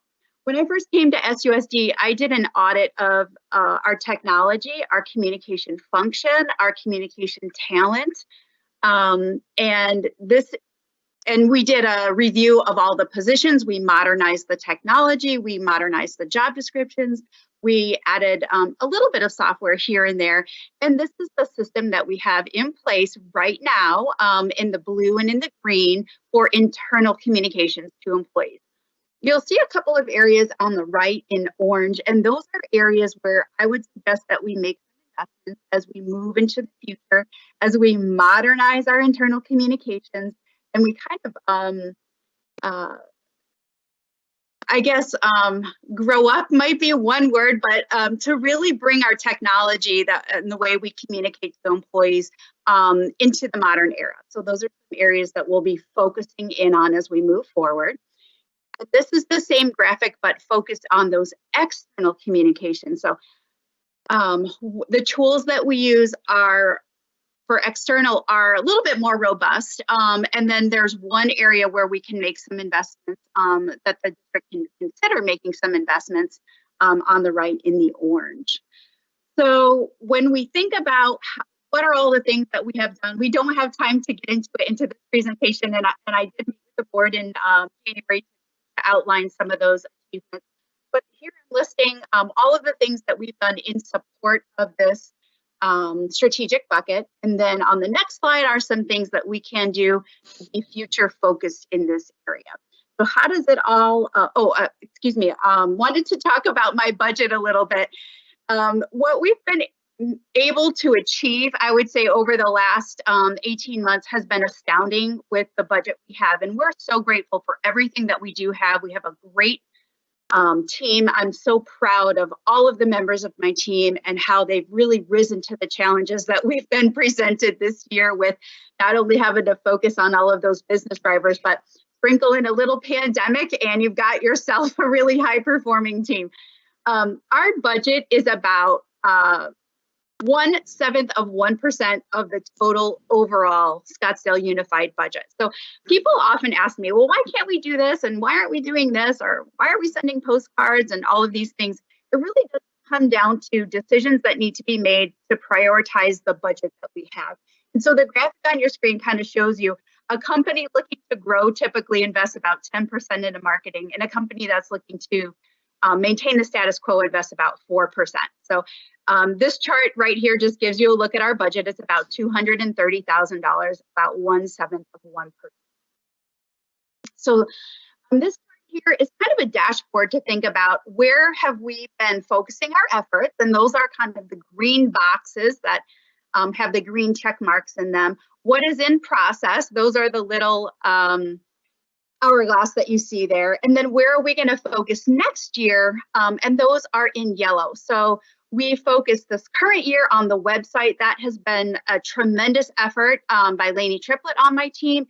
And we've seen just how important that website is in providing transparency in our communications, access to everybody remotely, and how it has served to really share as much information as possible across the departments and campuses. We focus in on recognition for our employees and our students. And you saw Dr. Creekard tonight award some of our challenge coins. That's our premier program. We're so proud of it. And then, of course, we had to spend a lot of time on emergency communications this year with the pandemic. Next budget year, we hope to focus in on an intranet. That would be an internal communication resource for employees that would allow them the functionality of wikis, groups, and forums so they could collaborate remotely, and then focus in more on employee engagement. And then this last slide just really talks about, shows you a few measures. I have a lot more of these. Shows you the growth in our social media over the last 18 months. It gives you a breakdown by platform. But when we talk about clarity, we really have increased the transparency with media. I felt that was a very important thing to do. And with our employees, we share news with employees before we share it with the media, but very timely. We're managing a prolonged emergency communication situation. And so we've heard from a lot from the community that we're doing a great job. They're sharing information. We're doing it quickly and we're doing it in a transparent way. We know the reputation of the district has been improved greatly, and that was seen through the Hanover Climate Survey. On page 16 of the Hanover Climate Survey, it indicates that the public perception of the way the district is communicating with parents, employees, and the public has improved greatly, I think by 25 points, they said in that survey. So that's an external measure of that. We've been sharing a lot of information on social media, as you've seen. Hopefully you're following us on social media. If you're not, please do. And then we've increased the volume of our news, and that's really how we get the stories out of the district. So in terms of clarity, those are the high points from my team. And with that, I'm certainly happy to answer any questions.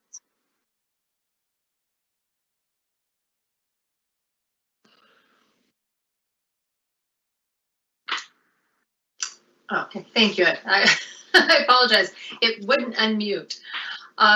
Yes, we do have a question. We waited to the very end, so I'm not sure who it will be for, but Jan Michael Greenberg. Thank you.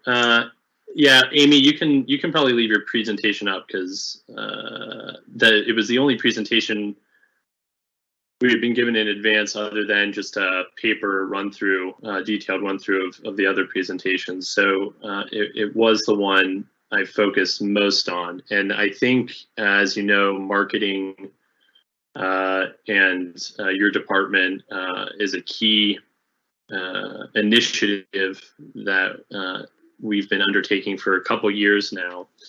And so I think if we could look at page 7 or slide 7, the one that's team priorities, if we could bring that up.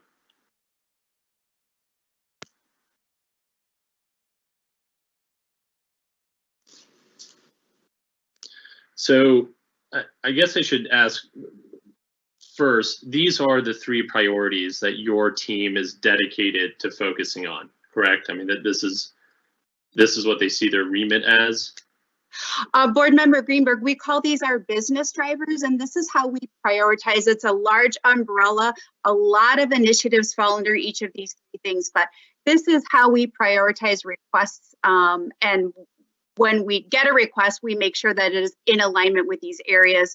And they were derived from listening to, when I first got the SUSD, listening to the board meetings, listening to the priorities of the board, and following the business of the district. So these are what we call business drivers, but we have multiple priorities when it comes to different publicity campaigns, different needs of the departments, different needs of the schools, and different business needs of the district.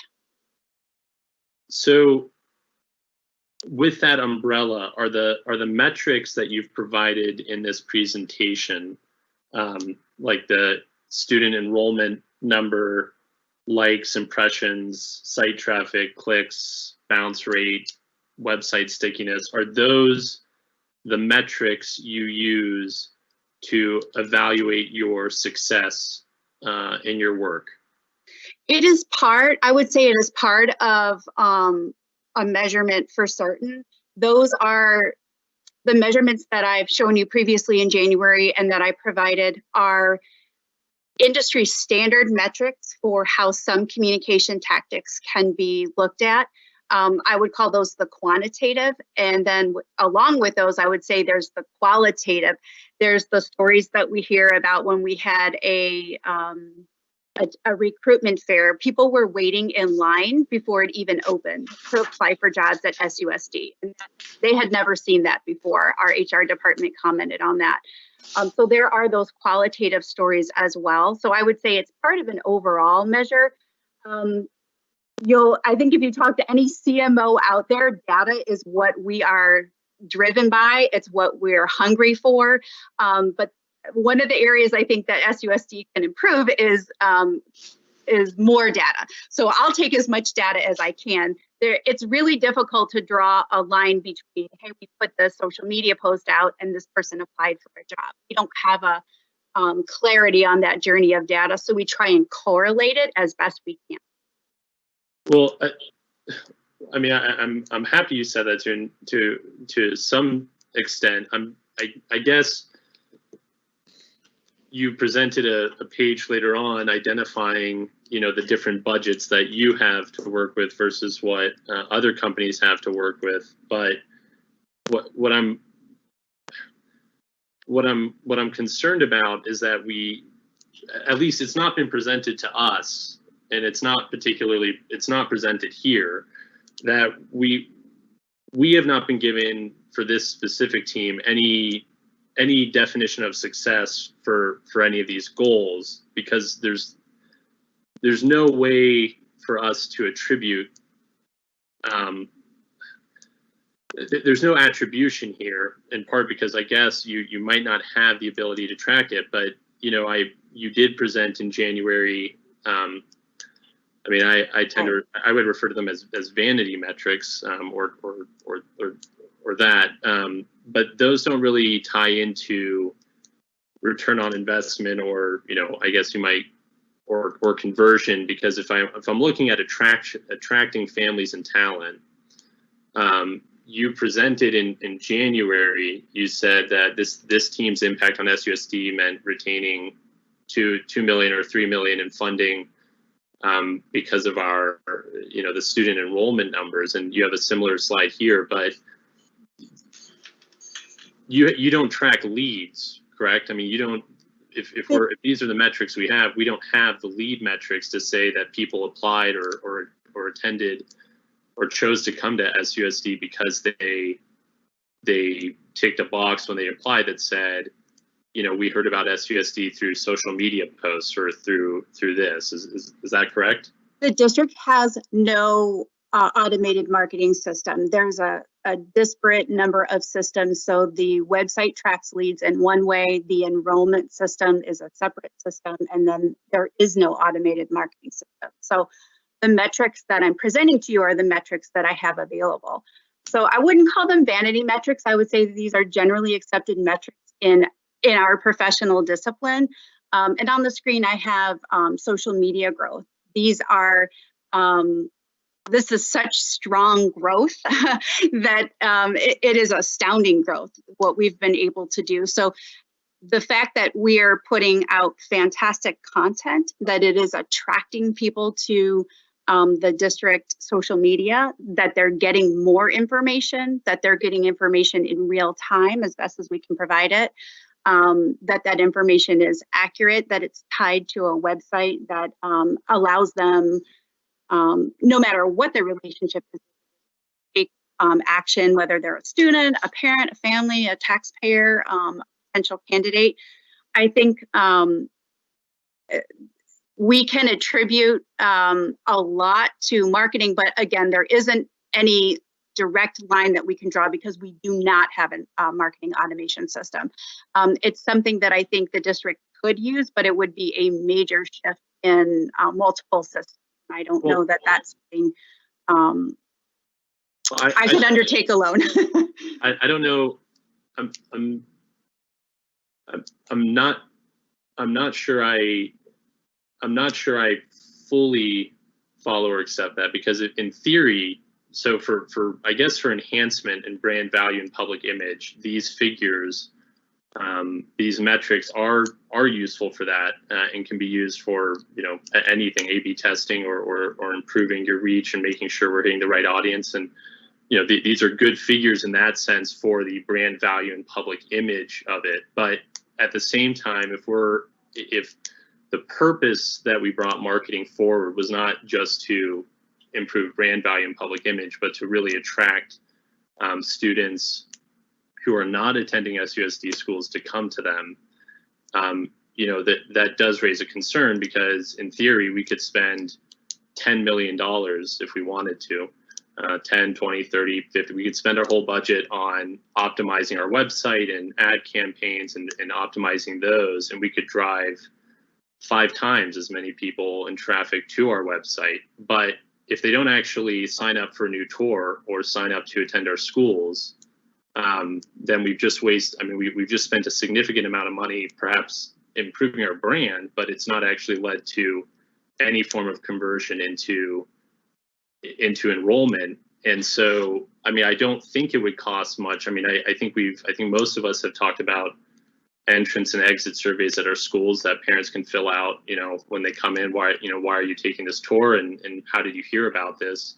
And they could, you know, sign that they heard about it because they saw an ad on Facebook or something, and that would probably give us a better assessment of the value brought, or the return on investment here. Because I mean, right now I think the brand part is very important, but I don't know, it's difficult for me to accept without those metrics and just these metrics that the reason why we did not lose students this year is because of this. And I'm not saying it didn't play a part in it. That's not what I'm saying. What I'm saying is I can't, it's without the attribution part, it's not possible to assess how much money we should be spending on advertising and where we should be spending it, or for the amount of people. Because I think in this same slide deck, one of your future priorities, if I can find it, is to add future focus. Your first one is to add a position to the team. So a couple of things, if I may. What you're describing is a marketing automation system. We wouldn't want to add any more manual steps to the processes that we have, because that is another opportunity for a break in the chain. So a marketing automation system is the technical term for what you're looking for to draw conclusions from inbound marketing all the way through a conversion, which would be an enrollment in this case that you're speaking of. That software is not inexpensive, but it does, because we are a school system, it would have to integrate into the systems that we have for admissions. So it's a little bit more technical than just a typical implementation. Well, I'm not saying that what I'm proposing is the solution. What I'm saying is that I can't, without the attribution part, match what and this. I just want to be clear. This is your presentation. It's the only one. It was kind of difficult to follow the sheet we were given on the other presentations. This is kind of more. I mean, this is a point largely about just a lack of OKRs in our system, objectives and key results, and attribution to them, because I understand that, yes, some of the marketing software might be, and some of this might need to be automated to be useful without having to add any manual work, which of course makes sense. But at the same time, if your future focus is about adding more members to your team, so that costs us more money, and you know, it's just I'm questioning if we don't have the metrics, if we're not collecting the metrics we need to evaluate the work that your team is doing in a number of these areas, then that's a problem, because we can't just spend money in the assumption that what your team is doing is actually working. They work very hard, and the communications and everything that's gone out are really are great, and I'm happy that people are, if they are applying it in larger numbers to our jobs, that's great. But that is only one aspect of what is a multifaceted department. And we already have, looking at the project status page, which is slide 19. We hired somebody to create videos. I think over a year ago, and we've had none. And without the OKRs, President Beckham. Yes, I was going to say, Board Member Greenberg, I believe this is, I appreciate what you're saying and getting into more detail than I believe that we were going to get into tonight when we just gave an update on thematic goals. So what I'd like to do is, because you've made some very valid and significant points that I think need to be discussed in greater detail with the superintendent and all of our departments regarding communications and Ms. Bolton. So if we could, if you have a few more comments to make, just to kind of wind it up, and then we will make sure that we take the time to talk about this at another time. I apologize for that. I thought because the only presentation we were given was a marketing presentation, I thought that's what the main focus was. But yeah, well, the main focus was thematic goals, and I don't want to get into what they are. And it was to be just a quick update, 5-minute update on the systems and structure that were requested over a year ago. And so, yes, ideally, it would have been great to have gotten multiple updates throughout the year, but we got this one at the end of the year, which I'm grateful for. And I think that we will be looking at this, what those thematic goals, what they mean, the clarity, and how we can define and identify them and the outcomes and the measurements of those outcomes. All right. Well, in that case, I'll just say that overall, I appreciate all the work everyone is doing across. As I said, a lot of my comments are more general to the entire update, but the use of KPIs is fantastic. But without any sort of measurement tool, OKRs are industry standard, and I think in the future we should be moving to them because they're measurable targets for progress and success. Every single company in the world uses them. They're very simple to do if you're already using KPIs, and that's where I'll leave that. But I apologize for going off topic. We'll continue that discussion then. Dr. Kriegard, if you don't have any other more comments, we can move on to the next discussion item after I do my thank yous. That would be fine. So I'd like to thank Dr. Bowman, Dr. Guerin, Mr. Gadd, and Ms. Bolton for the thematic goal update. And I know that we will be having further discussions with our new superintendent, Dr. Menzel. We'll move on to discussion item B, Kiva Elementary School, visioning update, feasibility study preview. Dr. Kriegard, do you have any comments? And would you like to introduce our presenter? This time I'd like to introduce Mr. Dennis Rayler, our Director of Facilities and Building Services. Dennis. Thank you, Dr. Kriegard. Good evening, President Beckham, members of the board. Today, we are bringing to you our recommendation for Kiva, as we've done in the past, whether we're going to rebuild or remodel or some combination of the two. The process that we started this year was right on the cusp of the pandemic and the stay-at-home orders. And Orcott Winslow, our design partner, has done an amazing job of keeping the process going, to take it all digital, to make sure that we're doing everything we could to make sure folks were included and that the information was out there. So with not much more ado, Tom O'Neill, Scott Sawinski, and Fatima Garcia are with us today to share their presentation.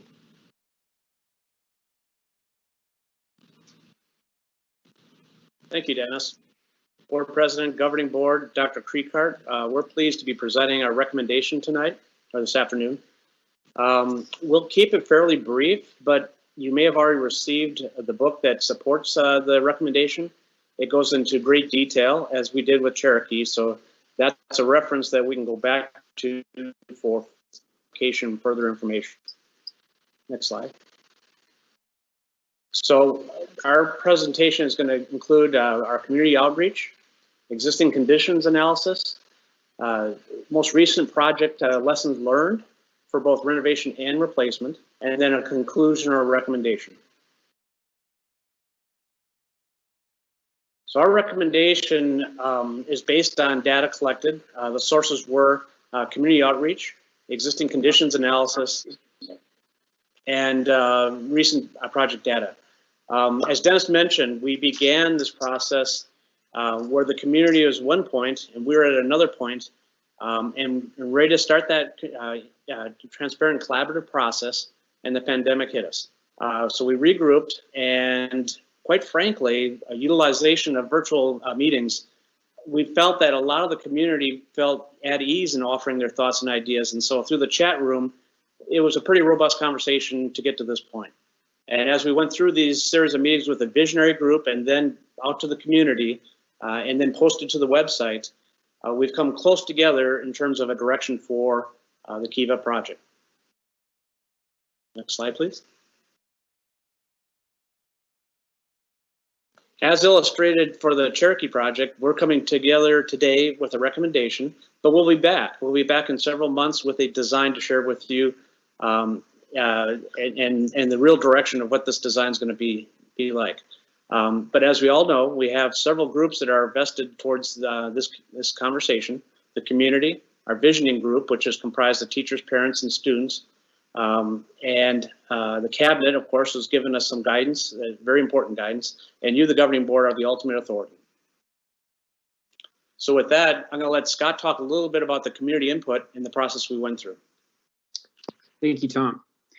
So what's displayed on the screen now is a collage of some of the output of our process. This has been in combination Zoom meetings utilizing Menti live polling and Google Jamboards for brainstorming, but then also still facilitating small group discussions with a good cross-section of stakeholders, interested parties.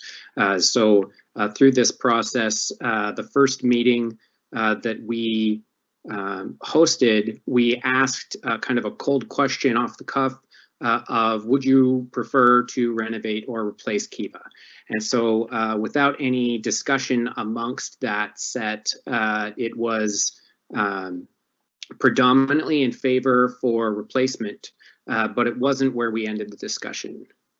So what we've done is gone through, I think at this point, 8 or 9 public meetings or visioning committee meetings that make up all the different stakeholders. And through this discussion has led us to the recommendation. At the culmination of that first meeting, we asked the same question again, and through the conversations of what the aspirations for the community were regarding Kiva, it was clear that some moved away from preserving the existing buildings and focused on the replacement option.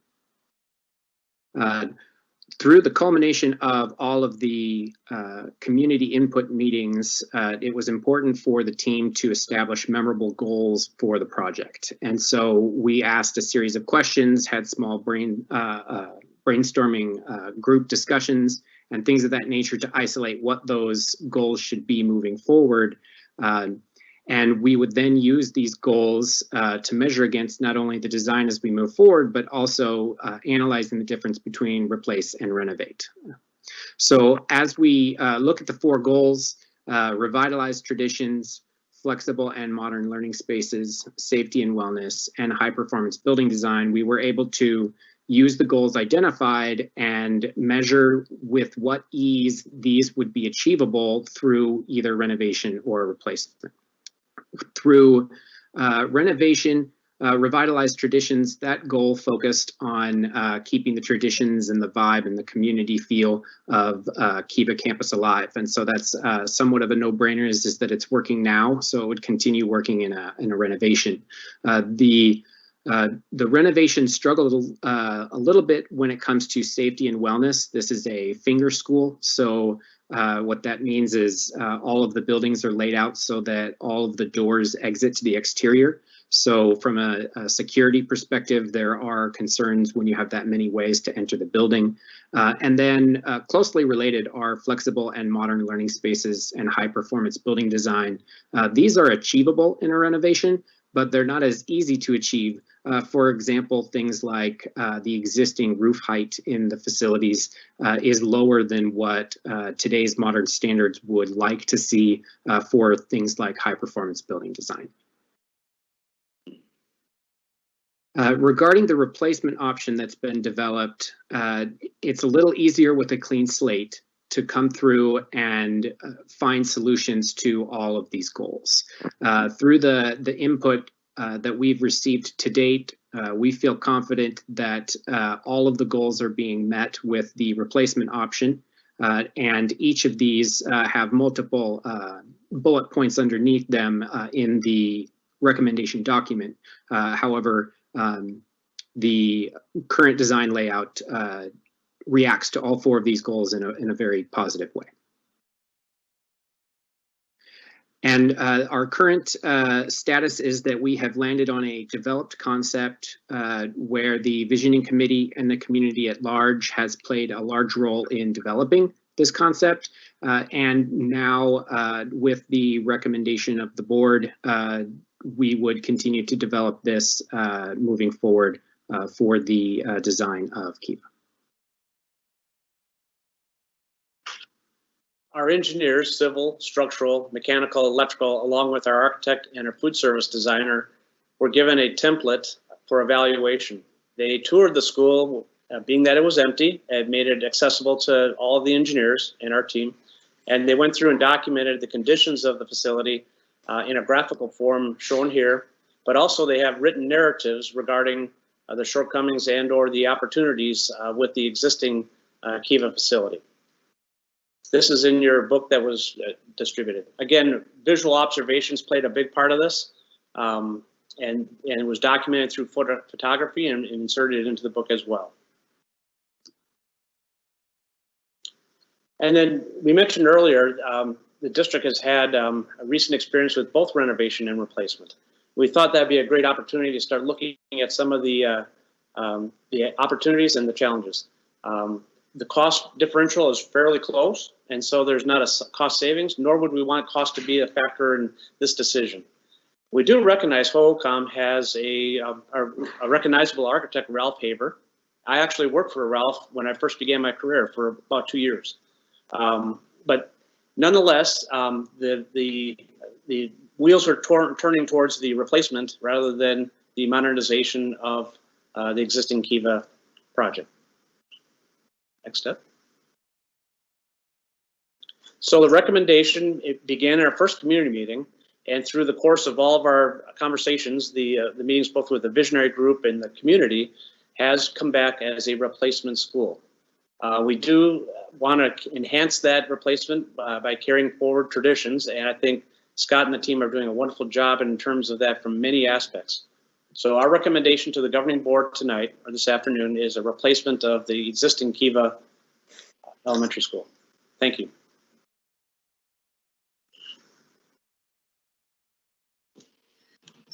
So with that, we can open questions. Okay, Or, sorry about that. I had to unmute. So oh, that's fine. There'll probably be a delay as I get it set up, and I always have to hit it about 3 times. So thank you so much for the presentation. I'll ask the governing board members if they have any questions. I'll be looking at my meeting chat list.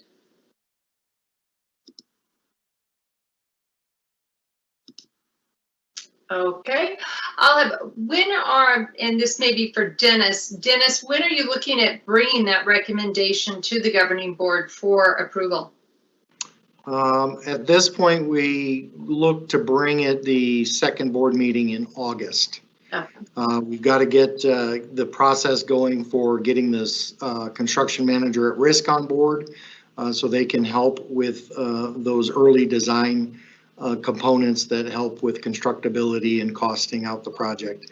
So we're hoping that that second board meeting in August is our next date. So what would that look like? Are you actually asking for an approval for replacement versus remodeling, or will you be bringing to us the CM&R contractor in agreement at that time? So at this point, it wasn't brought to you as an action item primarily because there was no one asking for it to be rebuilt. In other situations, we have had a split community or a community that has absolutely been, let's renovate this. So in this case, unless there is some form of disagreement from the governing board, we would like to just move forward with the replacement. The Kiva community is wholeheartedly behind the replacement process. So the design is starting to really come together, and we haven't seen any resistance or anything from the community at Kiva saying no, let's consider a modernization instead of a rebuild. So we're going to move forward with design and then get that CMAR on board and then bring that design and initial estimates from the CMAR on the replacement of Kiva. Okay. Could I ask you this? Is it something that we could say that I guess I would like to say, since this is the time that we have the information and discussion, you've come up with your recommendation for replacement with some idea of what the community has asked for, working with the vision and the community committees, that maybe the governing board ask if there are public comments or thoughts, any information that you want to provide the governing board, please do so maybe in the next week. And if we hear anything, we can get back to you in a week. If we don't hear anything, I'll let you know that also. And that way it gives the community at large an opportunity to communicate with us, and then we can communicate back with you. Would that be possible, or are you looking to start tomorrow? Well, our next meeting, we have a visioning meeting on the 29th. We're going to be visiting the Cherokee construction project, as there are some significant similarities between this Kiva design and Cherokee. And at that point, we are going to ask that visioning committee, after they've seen the inside of Cherokee, because it is moving right along, that they provide us with we're going to actually do a Menti survey during that meeting and get full acknowledgement that we are heading in the right direction. And of course, we can always provide additional feedback for whatever it is that's being asked of us. Okay, well, great. Well, I think then I asked the Kiva community and anybody in the neighboring areas, if you have any comments or thoughts, to please contact the governing board as soon as you can, hopefully this week. And then we could be providing you that information also maybe by the 29th for your meeting, which is at the 29th is at the end of the week, I believe.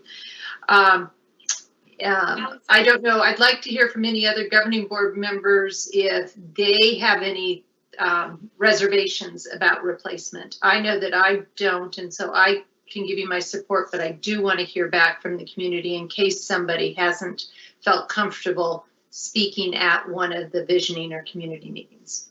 So any other board members have a quick comment? Yes. So the visioning meeting is the 29th. When's the next community meeting? Do we know? We have Dennis? I don't think we've established that yet. Okay. Tom, have we established that one yet? I think because we've got a little bit of a lag in the summer. Am I speaking out of term, Tom? No, you're we not. have two tentative days coming back from summer that we're gonna run it through Alice and the school. But it's not until the school comes back from summer that we're gonna have one community meeting to catch everybody up. Okay, so my next question is, I know we've done I attended a couple online, and this is unique to itself because we are all doing this online. And there were a few neighbors did meet with Alice, and she introduced herself very early in the process. And I know we have a couple with regard to the visioning committee, but for you all did a great job with Cherokee. Walt knocked on doors, etc. My concern is always that senior demographic that lives not far from the school, that is not on social media, that is not seeing, they suspect something is going on, but they don't really know until all the voting has taken place, etc. What is going to be happening to the school. What are we doing with notifying those neighbors that these community meetings are taking place, and at least giving them the option to be informed about the traffic patterns, what's the dates, etc., so they can know what to expect. I don't want the fall to come or the winter to come and everyone comes back to town. I don't know how many are away, but say they do, then all of a sudden things have already moved forward and they really weren't made aware. So can someone just give me an idea about that? So most recently, we did a mailer to basically the entire town of PV to make sure that those that don't access the internet have that available. We had early on, we did miss some folks, and those folks caught wind of what was going on, and we, between Alice, myself, and the team at OW, we outreached to those folks and made sure that we got them included in the meetings. The neighbors most immediate to the campus are all fully aware of what's going on. We've met with the Presbyterian Church and their leadership to make sure that they're on board. We do have some things to work out. We've got a lot of things to work out. And this isn't the final, but anything that we have to work out would not include modernizing the school, the existing school. Right. Because there's been no one that has said, you know what, we love that Ralph Haver. Oh, this isn't a Ralph Haver. This is just a run-of-the-mill school construction. So the replacement, and that's the component of this, is we're looking to replace. We haven't finalized the design. We're going to take plenty of time to make sure everybody has an opportunity to get the input to make sure that design is what the community wants. So, and Dennis, I appreciate you keeping me on track that we are having this discussion about replacement. But since I am here, thank you for giving me the indication that you are reaching out, because Kiva is unique, that it is, and I know everybody understands the school, but that it has Solel on one side and it has the Presbyterian Church on the other side, and they share that parking lot right there. So you're not just really impacting the neighbors as they reside in the homes, you're also impacting people that go to church and go to Solel as well, as they do weekly. So that communication is critical, because we have always had such a great partnership with the entire community and those two places. So thank you. You're welcome. Any other questions? Okay, just let me read real quick.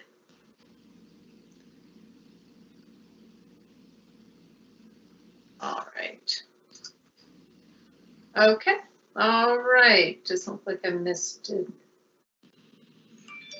Yes, it looks like they did. Okay.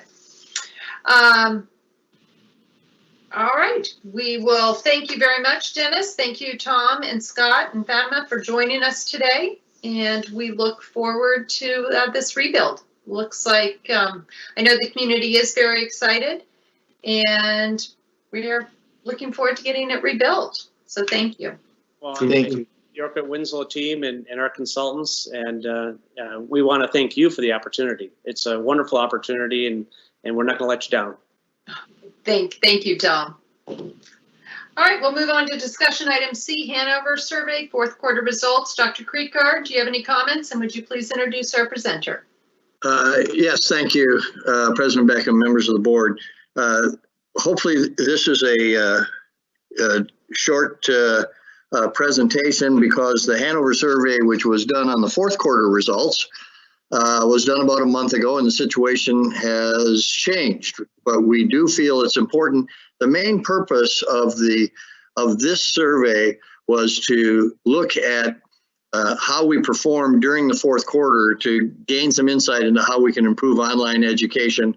That is not part of our Scottsdale Online program, but more on a regular daily basis, as it was during the fourth quarter. We did throw in a couple of questions about next year, so that did help us, especially in comparison to the survey that we just completed ourselves with parents, students, and staff regarding the opening of school in the fall. So we've seen some changes from that, so it did give us a baseline. But the main purpose of this original survey was to look at our fourth quarter practices so that we could enhance that. So with that, we have Mr. Garrett Brand again with us. He's a regular visitor to our board meetings, coming from Maine. Is that right? That's correct. Good afternoon, everyone. So thank you, Garrett, and I'll let you take it away. Thank you. It's Garrett Brand from Hanover Research. Thank you, Dr. Creekard. One question for you, actually, Dr. Creekard, before diving in. Would it be most helpful then to focus this presentation around the kind of evaluation of distance learning in the fall versus the more future-oriented questions towards fall 2020-21? I think a quick overview for the board to get kind of a general picture of what people felt about the fourth quarter. It's really more helpful for our teaching and learning team that is developing those programs now for next fall, but gives them a brief overview, and then an overview as baseline data on the August start of school. Okay. Okay. So I'm planning to take about 10 minutes, but if it's getting into too much detail, just chime in and I can speed it along if that sounds good. Okay. Okay. So I will share my screen now and bring up the presentation. Just a moment.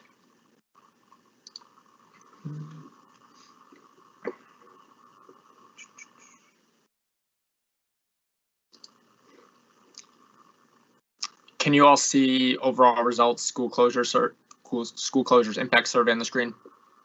Great. Yes. Okay. So as a quick recap, in May and June this year, we administered a survey to district students, parents, and staff members regarding the successes and challenges of distance learning during school closures, as well as about the 2020-21 school year. So this presentation will focus on the overall survey results. I'm planning to review these, as noted, in about 10 minutes, and then I'll be available to answer any questions that come up, but feel free to stop me as well if there's any questions that would be helpful to ask during the presentation.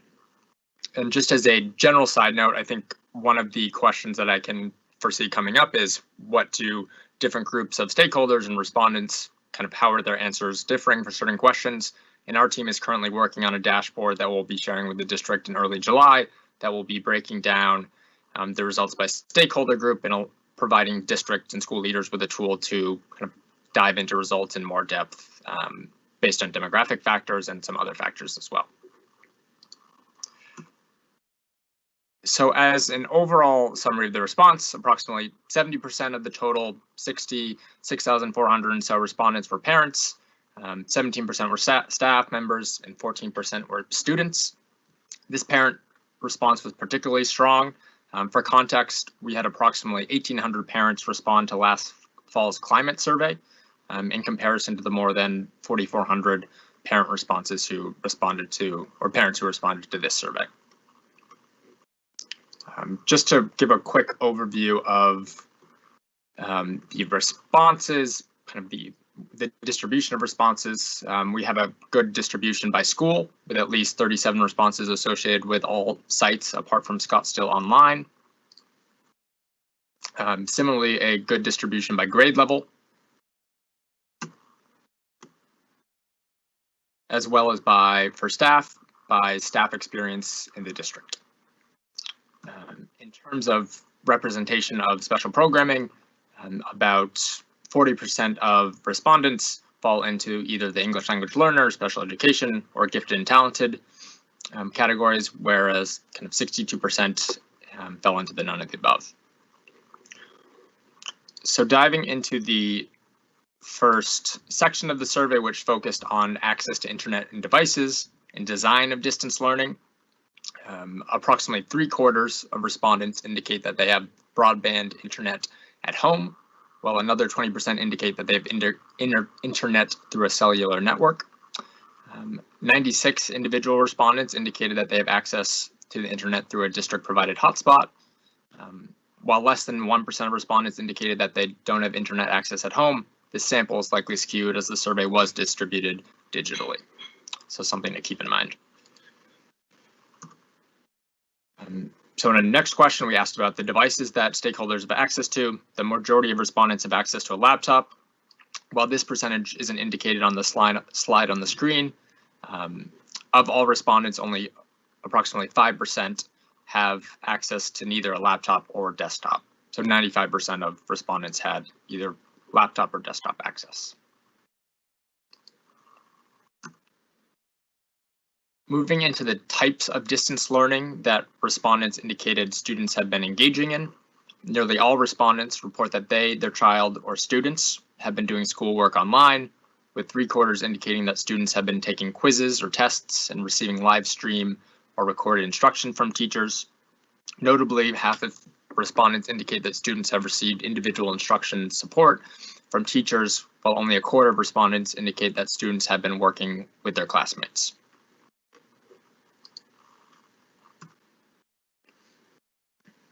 More than 3/4 of staff respondents indicate that they, or teachers more generally, were monitoring student engagement and student progress during school closures. Staff respondents were decreasingly likely to indicate that teachers were grading schoolwork, providing ungraded feedback on schoolwork, and monitoring student attendance.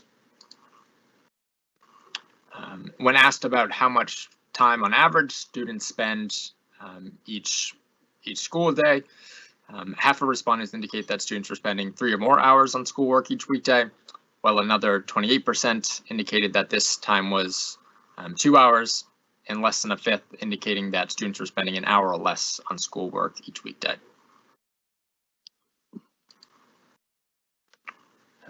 When asked about whether students are following a daily schedule, approximately 30% of respondents disagree that they, their child, or students were following a daily schedule for schoolwork.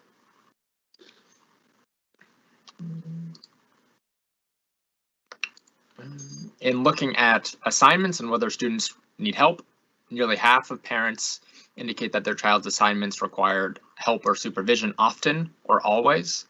Less than 1/4 of parents responding answered never or rarely to this question.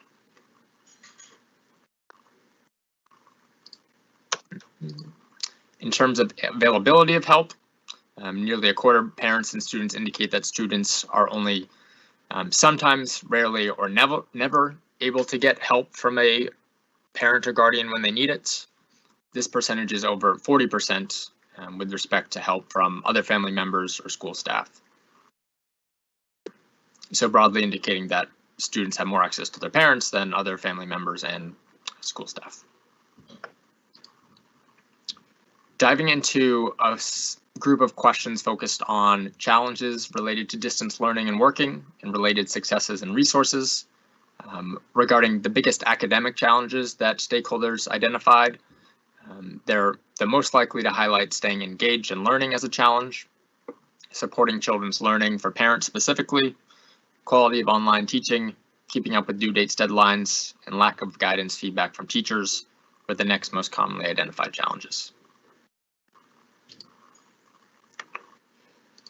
In terms of personal and mental health, social and emotional challenges, half of respondents highlight maintaining focus, concentration, missing events, social isolation, loneliness, and general mental and emotional health as key challenges here.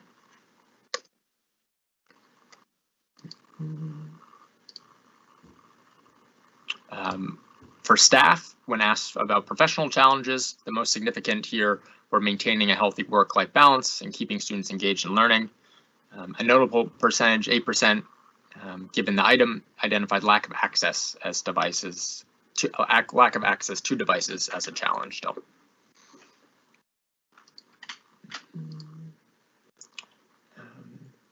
After answering the earlier question about what types of distance learning they, their child, or students generally have been doing, respondents were asked to indicate the success of any selected options. Only the right and other response received a very or extremely successful rating from more than half of respondents. Working with classmates, participating in in-class discussions, and completing ungraded schoolwork had the least percentages of respondents indicating that these activities were very or extremely successful.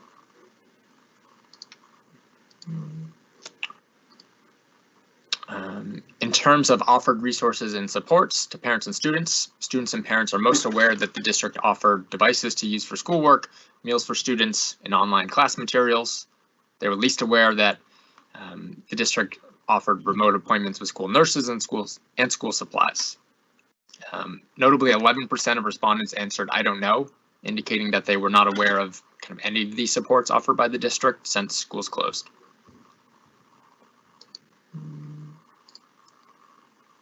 Oops.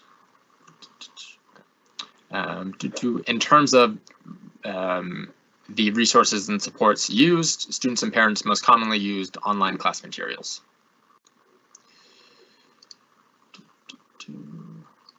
And then in terms of the usefulness of these supports, respondents indicate that the devices to use for schoolwork and mobile hotspots have been the most useful, followed by meals for students, technical support, and remote appointments with a counselor or mental health professional.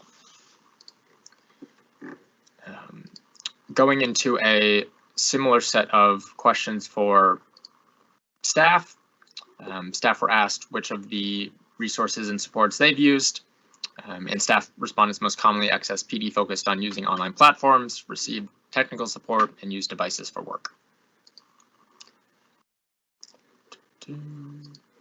In terms of the usefulness of resources and supports provided to staff, similarly to students and parents, staff indicate that devices for work have been the most useful of these supports. More than 2/3 of respondents also indicate that mobile hotspots, technical support, and staff-only discussion boards have been very or extremely useful.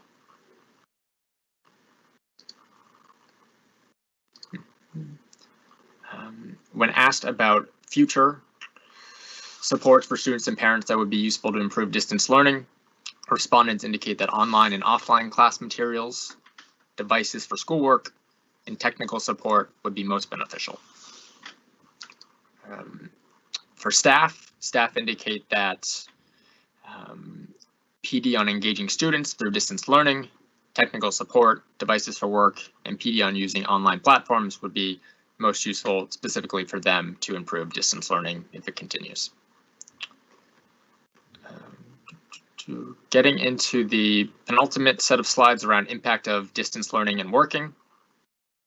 Stakeholders indicate that distance learning and working has had the least negative impact on their, and for parents, their child's physical health. 42% of students indicate that this shift has had a negative impact on their learning, in comparison to closer to 60% of parents and staff, so a gap between students' perceptions and parent and staff perceptions. And more than half of respondents indicate that the shift has had negative effects on personal, their child's, or students' mental health. In looking at some items focused on teacher-student and student-student relationships, teachers tend to be more positive than parents and students. For example, over 85% of staff agree that they care about their students, have been responsive to students' concerns and life circumstances, and have checked in on students regularly. In comparison, smaller percentages of staff and students agree with the corresponding items that they answered. For example, less than half of students agree that teachers have checked in on them regularly. Stakeholders indicate that the district has been most effective communicating with staff, parents, and students, although students, again, are less positive regarding communication specifically to students. Providing non-academic and non-core academic services received the greatest percentage of not at all effective responses. In terms of grading practices, over 60% of high school students and parents were at least moderately satisfied with grading practices since schools closed. only 16% were not at all satisfied.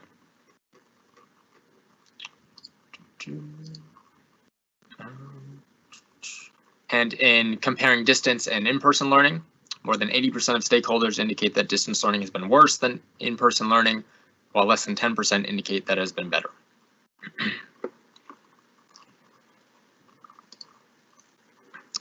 Now going into the final 3 slides around reopening scenarios and kind of possibilities for the fall. The first question, if the district reopens schools in the fall, how likely are you to send your child to school or to return to work for staff? So 70% of respondents overall indicate that they would be very or extremely likely to return or to have their child return to school. 53% of respondents indicate that they'd be extremely likely to return, while only 6% that they would be not at all likely.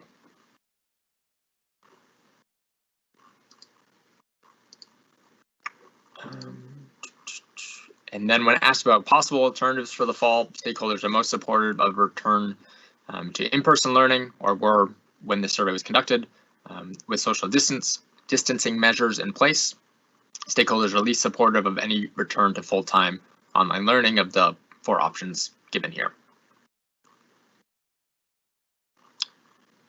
So that wraps up the portion or the review I wanted to go through. Would like to open up for any questions from the group. All right, thank you very much, Mr. Brand. Does anybody have any questions? Governing board members, please indicate on your meeting chat.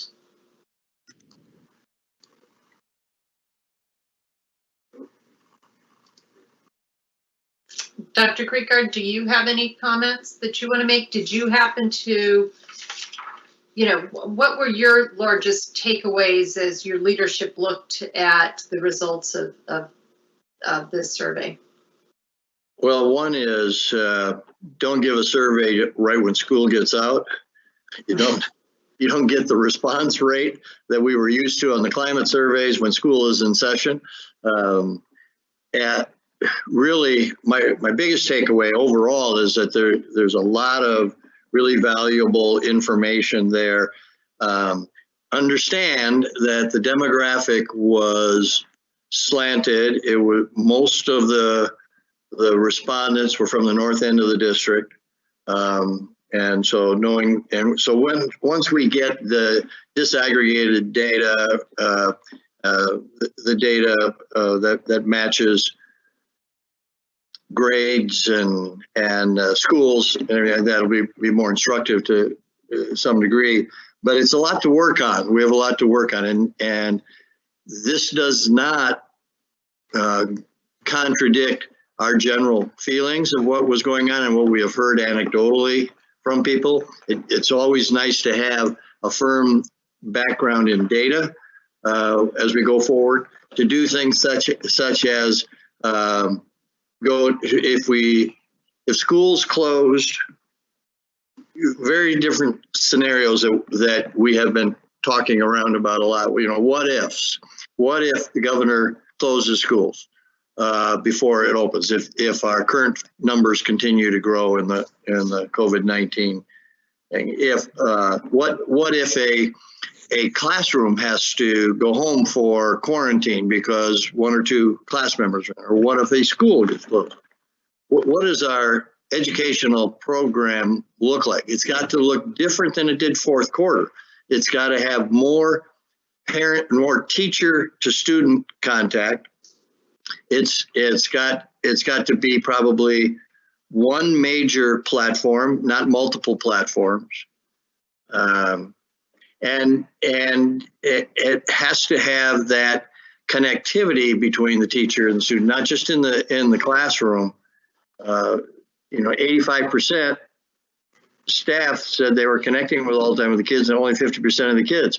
That's similar to several other student perceptions versus adult perceptions that we had in our climate surveys. So there's work to be done, but this is very instructive to the teaching and learning team, and Debbie Spalding, who's working on this as well with them, on how we develop our fallback position if if the pandemic gets worse and if schools were to all of a sudden be told you can't open, but you must produce education as we were told in March. So, and we do plan on having a background kind of option similar to this for those occasions that I mentioned. If a classroom or a school gets closed, we want to continue education while the kids are home. Most of them, hopefully, all of them will be healthy enough to continue in school. So, so this has been really helpful to us as we're involved in those plans. So. Okay, thank you. We do have a comment from Vice President Beckman. Yeah, are we, thank you. Are we going to make this public? I know it's public, it's in the meeting, but is our community going to be able to see the results of this on our website or somewhere else?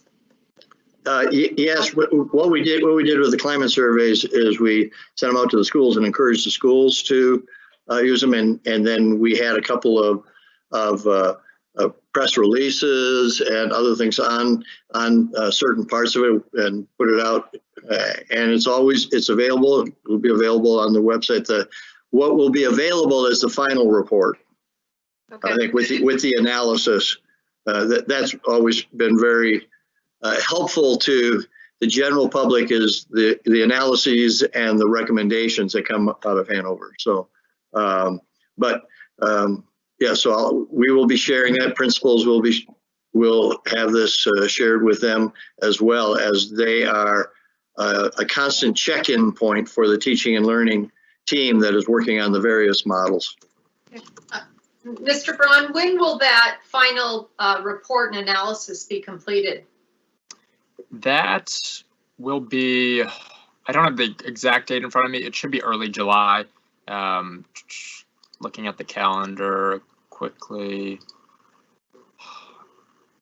I want to say by July 8th, but I can follow up with. That's good. That's good timing. We are, well, it won't be we necessarily, but the district staff will be presenting to the board on the 7th for the models for what we were looking at to open, and then after that it'll be going out to the public. And so to have that information for the team as they begin working in July, once they get the questions from the board and start determining which people are going to choose what, how large our online will be, as opposed to the number of people who show up face to face. It's interesting, our survey done last week, the initial results are that the 70% who said they would most likely send their kids to school, that's down to 60% because of the surge. I think more fear. But the number of going completely online has stayed pretty consistent, around 20%. And what about the teachers, Dr. Creekard? Did the teachers also go down for coming back? Yes, the teachers were in the low, I remember the exact low 50% of absolutely willing to come back. There is more fear out there. Absolutely. Okay, so you have the results from the survey. You just don't have the analysis done by Hanover yet. And you are getting within the next week the results from the most current Hanover survey this coming up week. So the leadership will be able to, review both, even though the actual Hanover report will be somewhat delayed. Absolutely. The second survey we did ourselves. That is not a Hanover survey. Oh, it's not Hanover. Okay.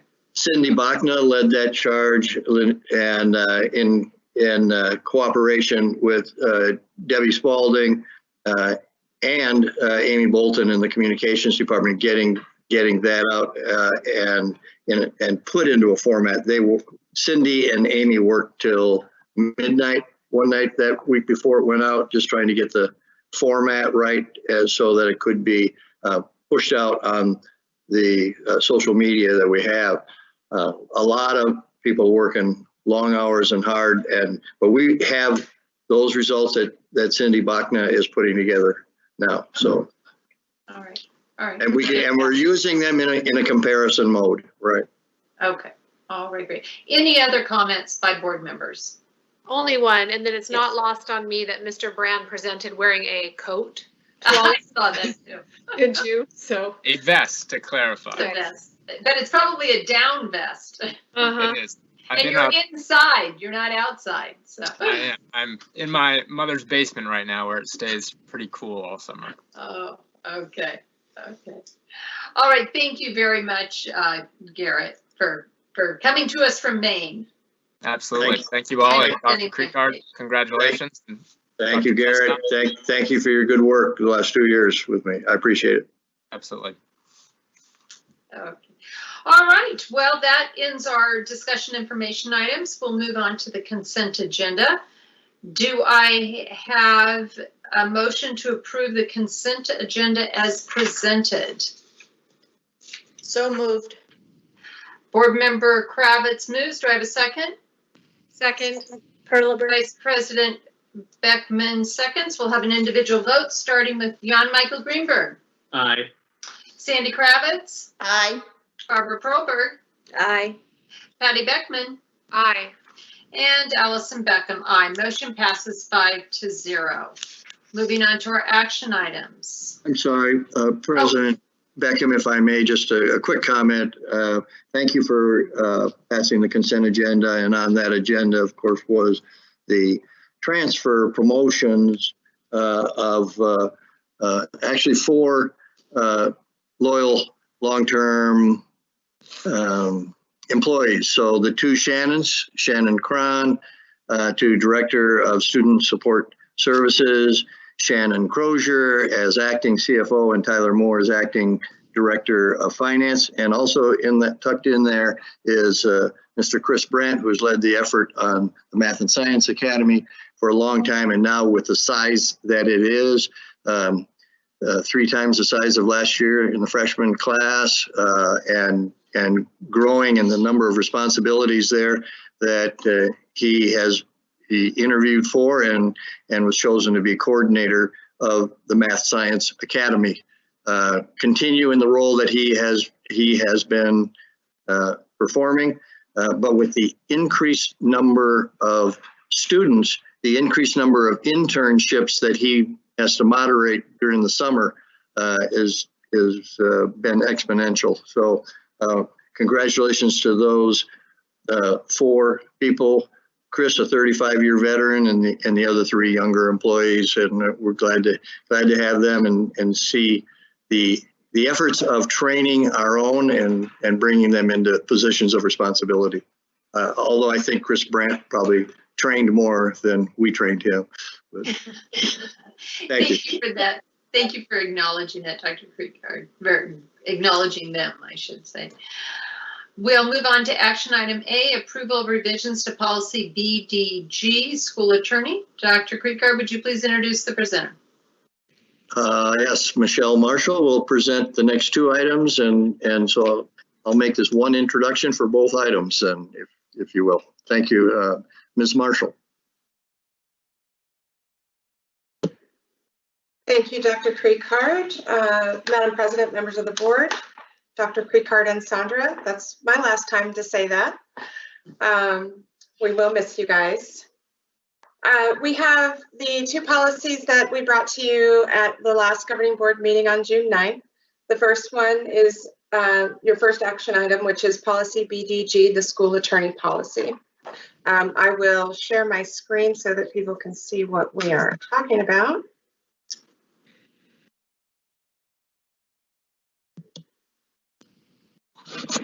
Is that on your screens? Yes, it is. Okay. So I won't go into all the details of this policy. We looked at it pretty in depth on June 9th. I'll just point out the changes I made in response to board member comments last time and in consultation with both Dr. Creekard, Dr. Menzel, and HR. So the first change that was requested is right here, adding language that the board shall not issue a new contract to the general counsel for the following school year before an evaluation has been completed. In talking through that item, we added a deadline to get the evaluation done by April 15th. That wasn't brought up by board members, but came up as we were talking about it amongst administration. So I haven't heard any comments about that from board members up to today, so you may want to talk about that.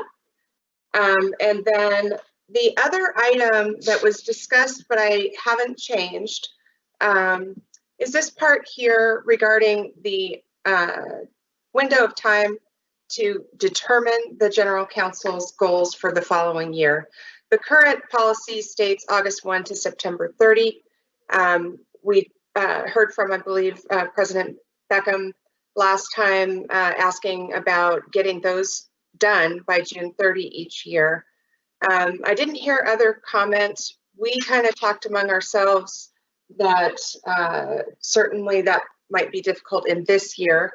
I spoke with President Beckham this morning, and I'll let her talk about that. But one idea that she had after I submitted this was, why don't we move it to June 30 and then make whatever exception we need to make for this year, which I think is an excellent idea. I spoke with Dr. Creekard and Dr. Menzel about that as well.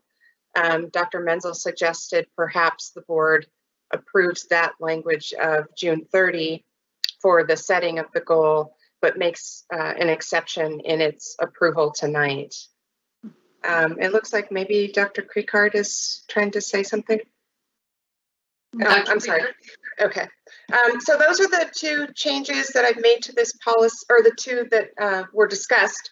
So I'll open it up for questions and comments, and we can figure out what the board would like to do.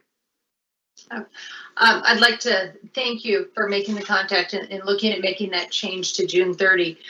I wanted to have the board reconsider putting a date on there that aligned with the evaluation date, because it's just a natural business progression that once you have your evaluation, that afterwards that you sit down and you talk about your goals and your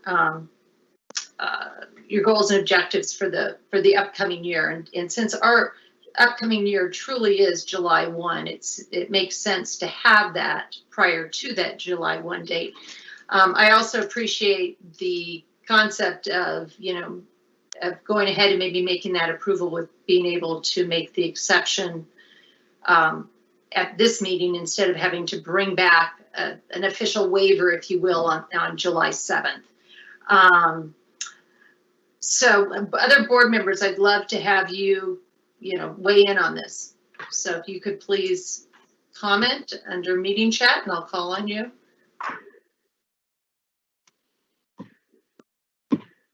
Oh, I have new messages. It says down lower. Vice President Beckman. I agree. I agree that we need to have some kind of trajectory of the dates that line up and support each other. So certainly changing that to June 30th this year and then getting the waiver at the next meeting to make that accommodation would be great. But going forward, we are changing this so that the evaluation is done by the superintendent with input from the board, right? Mm-hmm. Correct. If that's what you approve. So in that case, is the superintendent setting the goals for you or our council, or is the board helping? So the language is written that the superintendent will set the goals in consultation with the board. I haven't heard any discussion about how people would like to see that occur. It could be as informal as the superintendent talking to individual board members, or it could be as formal as an executive session, or actually that would be a public meeting. So it can be however you all decide you want it to be. So I think that needs to be worked out. So changing those dates so that we can make that accommodation tonight, but as far as understanding so that we have some sort of expectation about how much the board is going to actually participate in designing what the goals are for the council. I'm just opening that up for discussion of like how and when would we decide the process for that, not obviously the goals. And in my discussion, which some of it was over email with Dr. Menzel, he felt confident that he and I could put together goals for the 2020-2021 school year by, let's see, he said by the end of July. But Michelle, then sorry. do you envision, I cut you off, I'm sorry. Do you envision the process going that you would work with Dr. Menzel to set your goals and then maybe he would email them to the board members for individual discussions or? No, I think he needs to have a discussion with you before saying these are the goals that we think it needs to be, because the governing board is the district, and you need to have more meaningful input than sort of rubber stamping something that he and I come up with, which is not what is in my mind or his from the discussions that we've had. I'm not sure how he wants to do that. What I was about to say is that he feels confident that we can come up with some goals by the end of July. But he did say that in terms of fixing or improving the tool itself, he thinks that we would need more time, more discussion with him, the board, me, and we have a few other reopening things to do before we can focus on that. And I completely agree, because the way I see this right now, lining up, is that you have your evaluation done by April 15th, so that you can have, a contract given to you. Then your goals are supposed to be set by the 30th. But in between there, somehow the board has to meet and agree to the input that they want to submit in your evaluation for the superintendent, and the board also has to meet to give input with regard to your goals. So I don't know if those would be one executive session and when it would happen, or if they'd be two separate ones. So I really would like to kind of talk around that process. Obviously, we need to get these dates kind of down tonight, and then discuss and fine tune that process later. But right now it is a little bit cumbersome. I'd like to see us kind of fine tune it. Yeah. Sorry. I was going to say that I think there's a natural progression there, working with general counsel and the superintendent on the evaluation pretty heavily. When you're doing that evaluation, you really are looking, because they're based upon your goals and objectives, you are naturally talking about, did they work? How do we improve them? So once you have that evaluation, it makes sense to have that next meeting fairly quickly so everything is fresh in your mind. And I believe that given the timing, it's just very doable to have that next meeting. And so, yes, it would be, maybe starting out the same where you get input from each member, but then maybe coming together for maybe a special session or an executive if it looks like there needs to be thorough discussion because you're maybe making some major changes. Then secondarily, to answer your question, yes, I envision that the evaluation tool is separate from that, right? Because we have now been through that process twice, and each time we've talked about where there could be improvements, and we just haven't had that discussion. So that would be, I guess, third, and then hopefully that what changes are made in that evaluation tool hopefully will last a little bit longer than 1 year. Well, and to your point, as it relates to the council, any process that the board is weighing in on with regard to the evaluation, I would like to see a cleaner, more defined process with dates attached. That was the one area that I found somewhat confusing. Was we got, the year would start and then we were going, okay, wait, oh, whoops, this needs to be done by then. I would really like to see, even if it's just a one-page document or something that kind of lists out when things need to be done by, just a step-by-step process with those dates. And you can have, as an aside to that, like the details in each of those points. But I think that would be a lot cleaner and more understandable and something we could memorialize and pass forward, so it's not reinventing the wheel every time. Well, there, and that's great. I think we can make and maybe just do an addendum or, appendix to this, but the dates are in this particular policy. So the dates that I see that we have is we have the evaluation to be done by April 15th. Then progressively, you will be, right after that, you'll be working on your goals for the general counsel to be done by June 30th. And then the next date is you would have a mid-year review.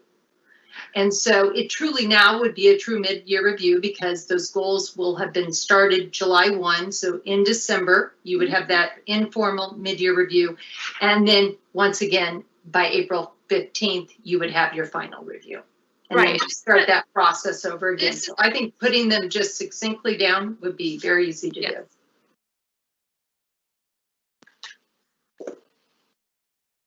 Do any of the other board members have comments? Or I'm taking it as that you are in agreement for the most part. If you don't have, well, in which we will vote on this. So even if you're not, you can vote which way you want to vote. But if you have any comments or thoughts, it would be appreciated.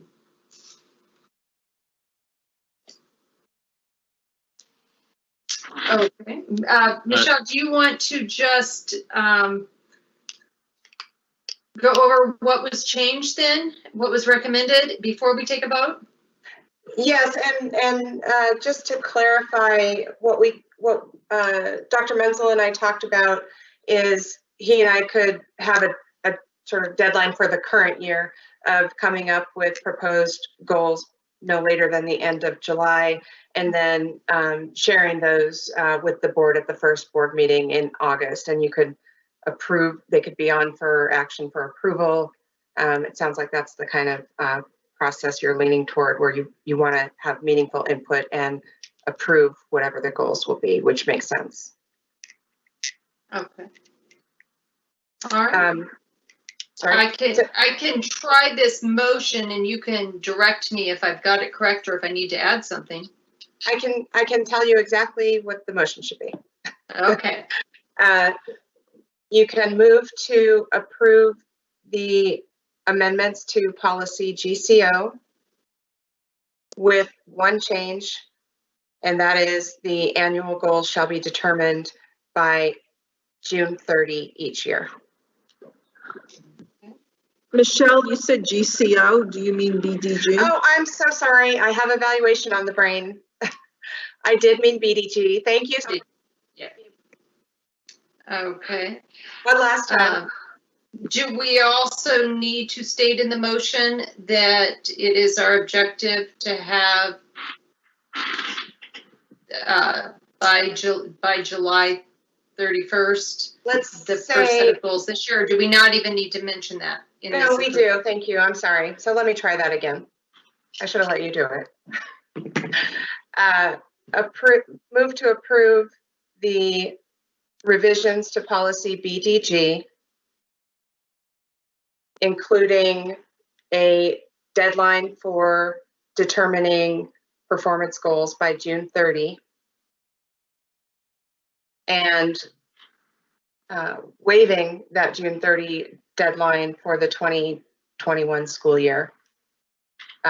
We could put in that those will be done by the August 4th board meeting, on or before the August 4th board meeting in this current year, to make it clear.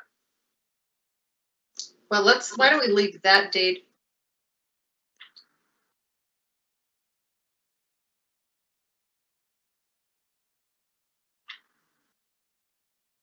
Did we lose Allison? Uh-oh.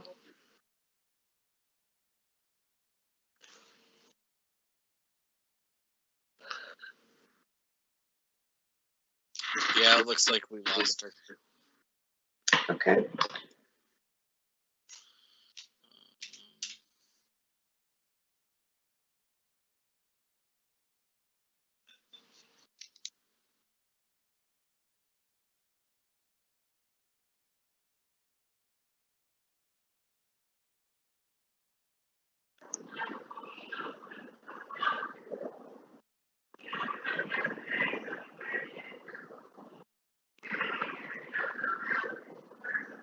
Michelle, are you revising that statement or? Yeah, I have the PDF up, so it might be easier if I can. Okay. But I'd like to get the exact wording. Okay, I want to make sure Allison can hear the discussion. Okay.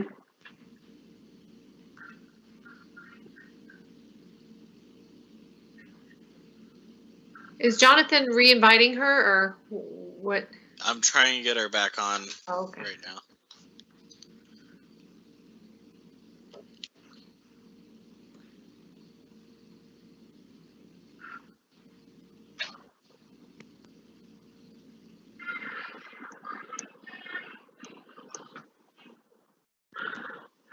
Did I come back? Yes. I think when I'm frozen, even when I type in, I'm lost, I'm frozen, it doesn't go anywhere. So President Beckham, it sounded like as you were going off that you were going to suggest not putting in the August 4 deadline for the 2021 year, just to say waiving that requirement for the 2021 school year? It's okay to put it in. I just, is it necessary, even though that is our goal, to do it then? No, I don't think it's critical.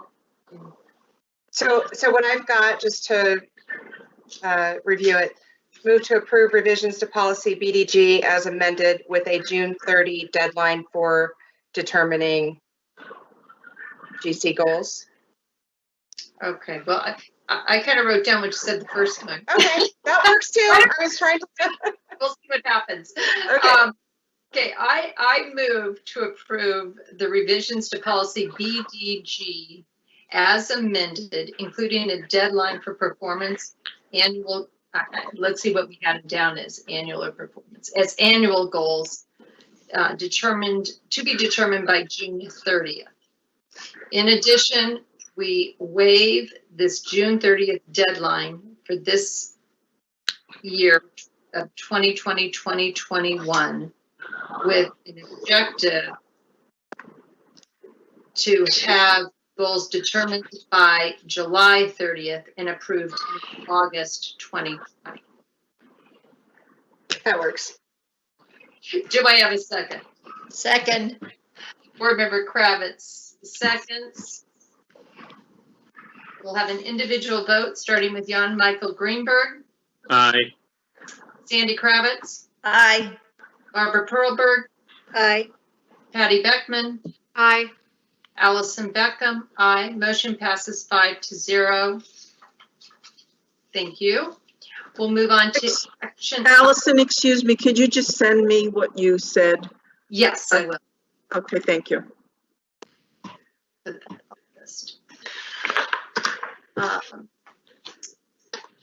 We'll move on to action item B, approval of revisions to policy GCO, evaluation of professional staff members.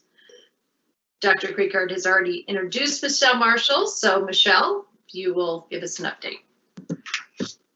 Thank you, President Beckham. I have pulled up the red line version of this policy so that everyone can see.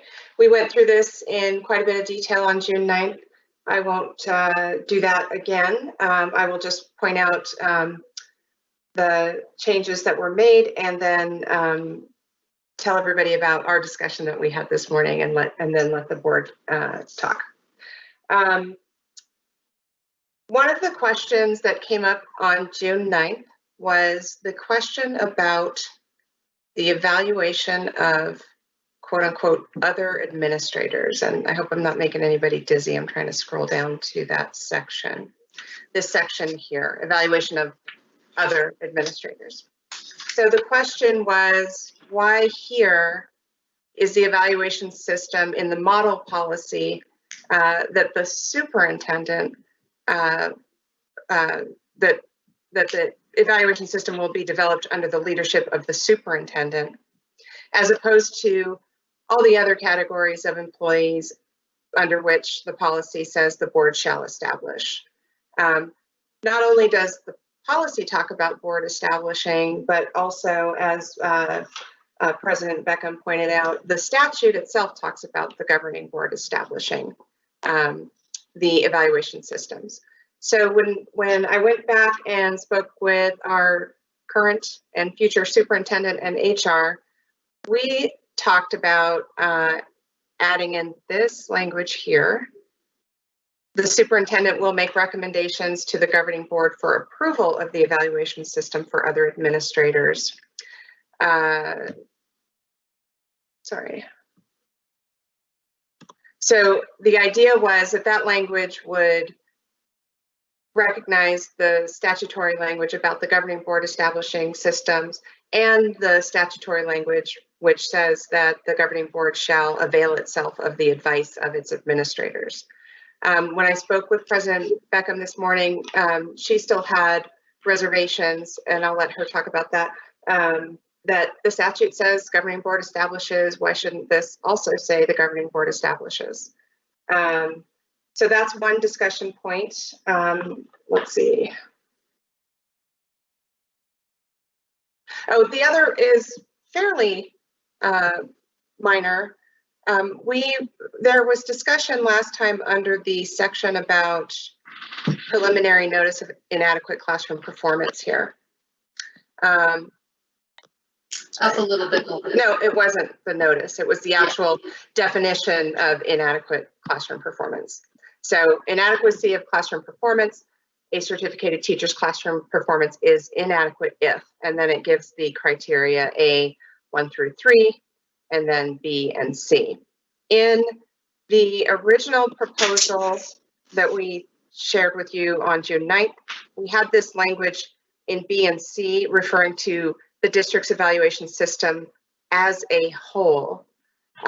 When I spoke with, you'll recall this is when my computer forced me offline, but in discussing that with Ms. Eveleth and Dr. Bowman, we talked about just, we'll go ahead and just remove the as a whole reference there. In my discussion with Mrs. Beckham this morning, she still had some discussion she wants to have, and I think our Amy Eveleth is on. I know that Jed, I think Jed is still on as well, to kind of explain the differences between the provisions of A 1 through 3 and then paragraphs B and C. So those are the highlights I have for you, Allison or Mrs. Beckham. I'm sure you have additional comments you'd like to make, and then other board members as well. I'll take your questions and comments. Well, let's start with the one that you just talked about. If I could just have the explanation now, once you take out as a whole, because my question was, what was the definition of as a whole? Because when I read it, I still didn't know what the expectation was of that particular item, how I would use it to make it a criteria for being ineffective. I mean, not ineffective, inadequate. So by taking out as a whole, then it just, the B reads, the certified teacher receives a performance classification of ineffective on the district's evaluation system. How is that different from, and I can't move it up. Can you move it up so I can see 1, 2, and 3? I'm sitting here with my mouse. Yeah, it's unfortunate they're split between these pages here. But I think 1, 2, and 3 are very clear. You receive an ineffective as one of your 6 components on the formal observation. Very clear. Number 2 is also very clear. You receive a 3 or more ratings of developing on your formal system. And then number 3, it's, I can't see it. Can you scroll it up again? I have my bar across it. You receive a rating of ineffective on the summative evaluation, and I believe it was Amy had defined summative as that final last evaluation as a whole. You take in your observations, you take in any comments that you've had throughout the year, and then the actual evaluation tool that's used. I don't know what the definition is, how evaluation system is different from summative evaluation.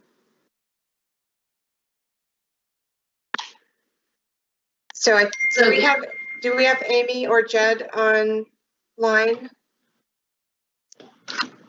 I believe you have both of us. Can you all hear me? Yes, thanks. All right, President Beckham, members of the board.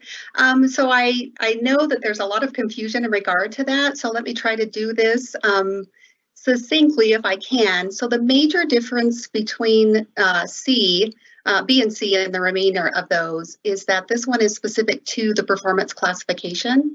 The performance classification is technically the final part of the evaluation system, and that is the one that includes the district performance, so the letter grades, as well as the median student growth percentiles. So that pulls in that achievement data piece, which is crucial and pivotal for purposes of classification for the final evaluation. Does that help?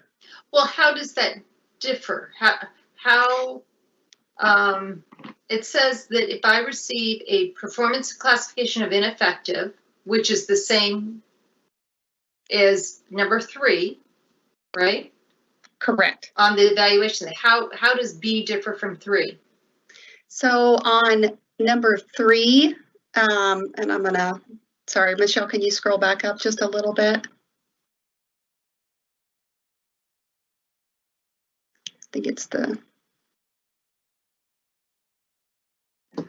Is that what you needed? Yeah, scroll back down again. I'm so sorry. Sure, no problem. Okay, so number 3 is on the district summative evaluation, and that is the one that you explained earlier that includes the observation data and any other evidence that's gathered throughout the year to inform that final summative eval. That summative evaluation does not include the student achievement data piece. So the performance classification usually are not issued until October after the receipt of the data from the state. So, let's see. So when we do the evaluation, which has to be done, I believe it doesn't have to be done by April 15th also because you have to give notification to each. Yeah, actually it's May 15th, but so yes. 1 through 3 is done by April 15th. B and C will not even be done until October because it's this student achievement piece. That is correct. That final teacher performance classification does not usually come out until October of the following year. So I think where is the definition of evaluation system so that it's clearly defined and people know what that is when they read this policy? And then the definition of summative evaluation. Maybe that's because what I'm afraid of is somebody reads this, and unless you're right there to tell them that this is, a student achievement piece that's not even available till October, no one's going to know what that means. So I'm just looking for clarity here so that when a board member or a certified teacher reads this policy, they only have to go to one place, the policy, to understand what the wording, the language says. And I think that's a key point there, and there may need to be some more specificity around that in the definition portion so that we can address that, because I do agree that there might be some confusion there. I do know that in the presentations that are given by all of our qualified evaluators to their respective staffs, that those pieces are pretty clearly articulated, but I would definitely be open to including some language specific to that in this policy. Because I will say, I did not realize there were 2 full evaluations. There's the summative evaluation, and then there's this evaluation system that includes a whole nother component. I don't think I was ever, I just haven't read it to understand that. So that would be great to be able to add something in there. Regarding that point, do board members have any questions or comments regarding that particular point? Oh, I have to go to chat right now. Sorry. Let's see if I can bring it up. Meeting chat's coming up. Okay. All right. It appears there are no other board members to comment on that. All right. So I will say that the statute talks about evaluation systems. And what's its definition?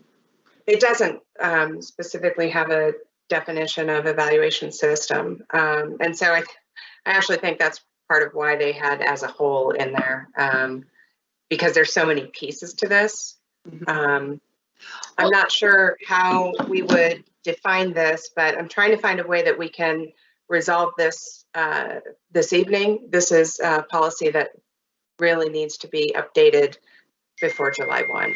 So I have a possible solution here, because I actually have quite a few besides the next item that you had mentioned, that I think in formatting, making sure that the language is the same in each category, you know, starting out, that I know that what you had mentioned that is immediate need is that we change the academic, what did I have down? It was the quantitative data on the academic progress of the students. It was those percentages that actually really was an immediate need. Is that correct? That 20 to 33%? You need to have the percentages. You need to have a definition of inadequate classroom performance. It all really needs updating, and the need is to go into the new school year with this clearly adopted by the board in terms of, you know, what is inadequate classroom performance? What are the percentages of student achievement data? So it's not just pieces we can kind of pick and choose. We could talk about doing definitions in a regulation, I suppose. Well, I don't think we need to. I guess I can just put it out there that I can't support this policy the way it's written. I don't find it where I could follow it to be able to follow the policy. Just as an example, the lack of some definitions. I guess two options. I need to hear from the other board members how they feel, but if it is approved the way it is, because it needs to be, to be honest, I think I will be asking that we bring it back to update and review again, which would be fine. Or we could, would it be too late to say that we would be approving it on July 7th, since we have a meeting then and we sit down and really go over the items with the other board members? Well, I guess I have a question about, sorry. Let me bring up one other point. In this policy for certified teachers, we bring up that there's this notification. Yet in statute, it states that we also have a notification for certified administrators and certified school psychologists. That's in statute. It's 15503D. Yet that was not put in this policy. And there are set dates that we have to notify by, and I'm just confused why we would have a notification for certified teachers, because it's in statute, but not include a notification for administrators and certified school psychologists that is in statute. I think that we would have both in this particular policy. So that's another item that I would suggest putting in. I'm looking for that. There is no notification at all in this particular, in our SUSD policy as it is written. Are you comparing that, I'm sorry. States one. Are you comparing that to preliminary notice of classroom of inadequacy? Well, correct, because that's the exact same thing that this notification talks about. It basically says that you have to notify them if you have not been happy with their performance is inadequate and you're not going to be renewing their contract. It's the same type of notification. So this here, preliminary notice of inadequate classroom performance. Is it not showing on my screen anymore? No, it is. There is that, and I understand why that's there. What I don't understand is why, if it's in statute that we have to notify our certified administrators and school psychologists by April 15th of basically inadequate performance and we're not renewing their contract, why would that not also be in this policy? There are a lot of things to the ASBA model that we just don't have answers to why they did or didn't include certain things. Obviously, there's a lot of components to all of this. They don't really, in their background materials, they don't really provide much of an explanation as to why some things are in and some things aren't. I know that's not satisfying. Well, to that, I would say, I think that writing our district policy for the governing board is probably our largest, responsibility. And I take it, just personally, I can say this to my other board members, so you know where I'm coming from, that I don't want to just follow a model. I want to lead on this and make sure that our policy represents what we're doing at SUSD, and that when our board members or the respective employees or parents who read it will have a very clear understanding of what it means when they read that policy. So and I appreciate that. I have not heard from any of the other board members on this in detail. So I haven't had those discussions. Right. And that's why I'm asking today. So everything I might be saying, and I could just say, you know what, if there's no more comments, I can bring it for a motion. We can see how the other board members feel. And we can go from there. So I have a question. Michelle, yes. You said there's a little bit of a sense of urgency because you would like this finalized before the school year starts. Is that what you were yeah, it would be ideal to get it done before July 1. If it's not, then we will deal with that. Okay.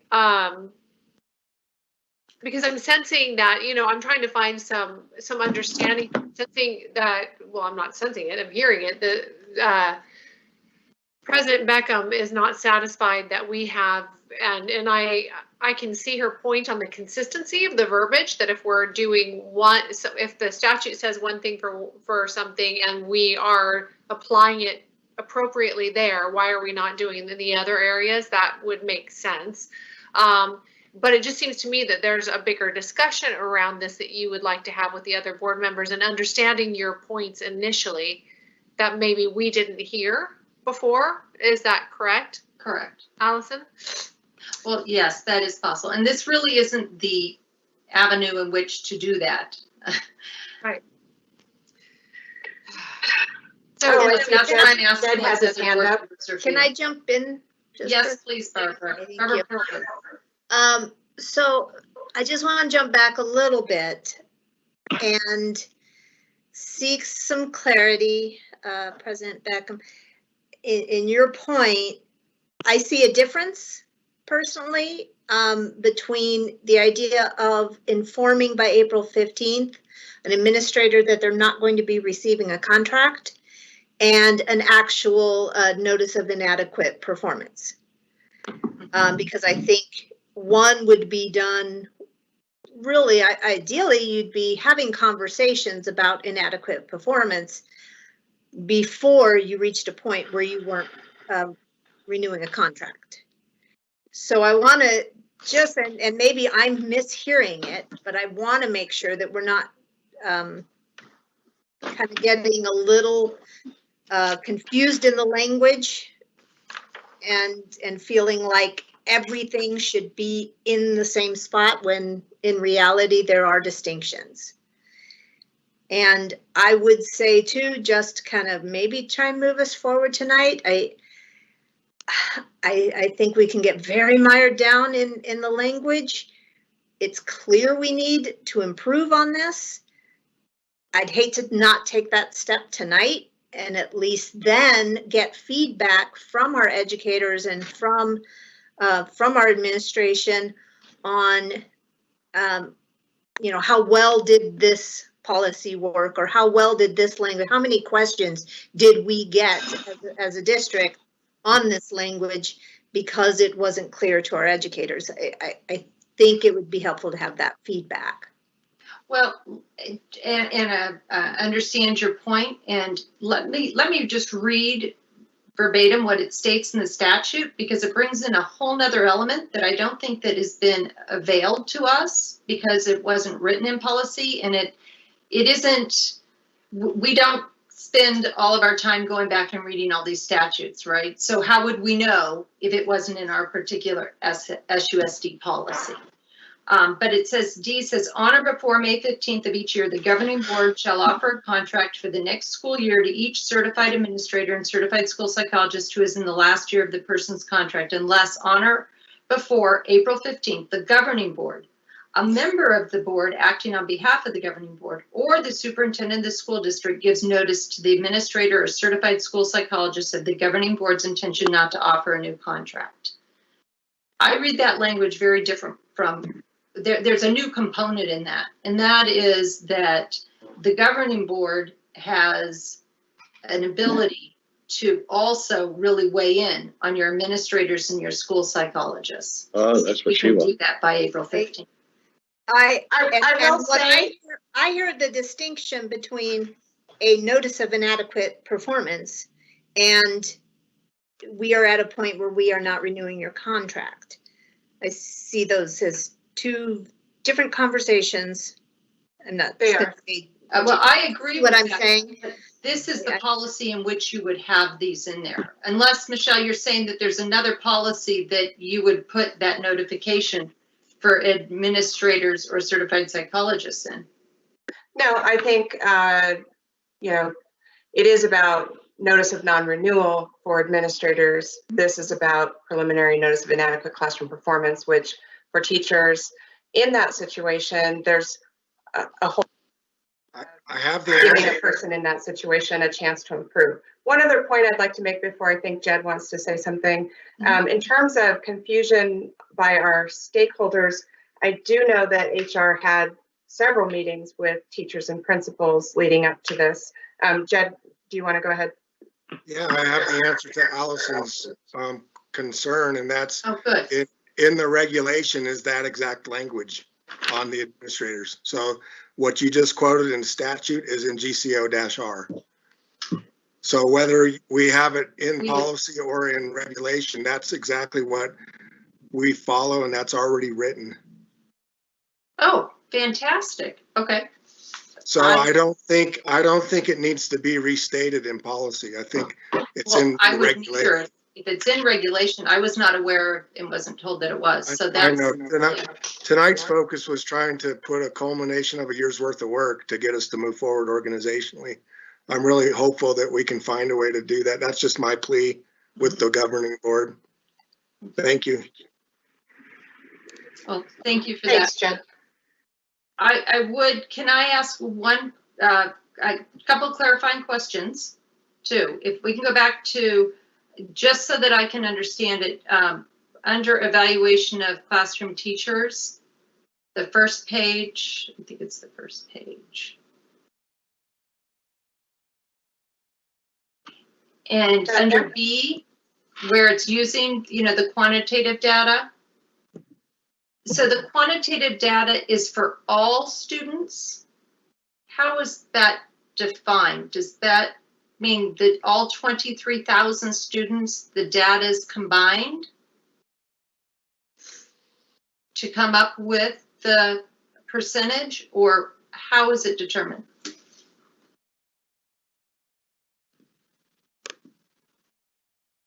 Amy, I think that's you more than me, but we've been using the ELA growth scores and the math growth scores of all kids who are tested. I don't know, Amy, if you can help me. I don't know what we're using in K1 and 2 in the untested areas. Yeah, unfortunately, that's not going to be an answer that I have either. But I know for our AZ merit, we're using the ELA and math growth scores for all kids, for all teachers. So if I'm a third grade teacher, I get the quantitative data of all 23,000 students combined for their Arizona merits and their ELA and math? No, that's not correct. I think I can speak to this a little bit. Hi. Hi. So that portion of the classification is by school. So it's the average of the ELA and math growth by school. So should we be saying that then? So that part of it is spelled out under our teacher classification form that our employees receive annually. That part isn't necessarily spelled out all in policy, but we have a whole form that goes to our employees that spells out exactly how they're classified. And how is that determined? So that is based on their evaluation as well as the growth scores. So I'm sorry, not how the formula, how is it determined, the actual method of measurement? That's based on the AZ merit scores and But Cynthia you would determine that Bachna. process. So Cynthia Bachna figures that data for us each year when the AZ merit scores come in. And I would recommend that we leave it as written in the policy so that when we're doing our system work this next school year to re-look at our whole evaluation system, that we have the flexibility to do whatever we would want to in the academic achievement area. This is the way we're doing it now, and I'm guessing that our committee work in this next year may look at doing it in a different way. They may land in the same spot, or I think more than likely they'll land in a different spot. So if we can leave it general in that 20 to 33% versus prescribing that we're going to always use ELA and math growth scores, I think that would be too detailed to have in policy. That's just my opinion on that part. Well, and this section does track the statutory language on the percentage of data that you're allowed to use. Okay, so in this form, all students means to be determined by the leadership of the district.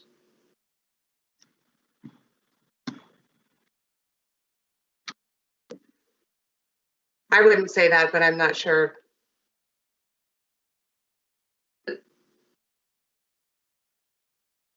Okay. I'd like to hear from Jen or Amy, because I'm, in my mind, confusing the 301 formula. And so I'd rather leave that answer to Jen or Amy, but I would not say it's just at the whim of the leadership. Well, I'm not saying it's at the whim, but because here it's used as a general term to be determined how that measurement's going to, I thought that this particular B actually set out how it was going to be determined. But what I'm being told is, no, that's determined later, which I think is fine.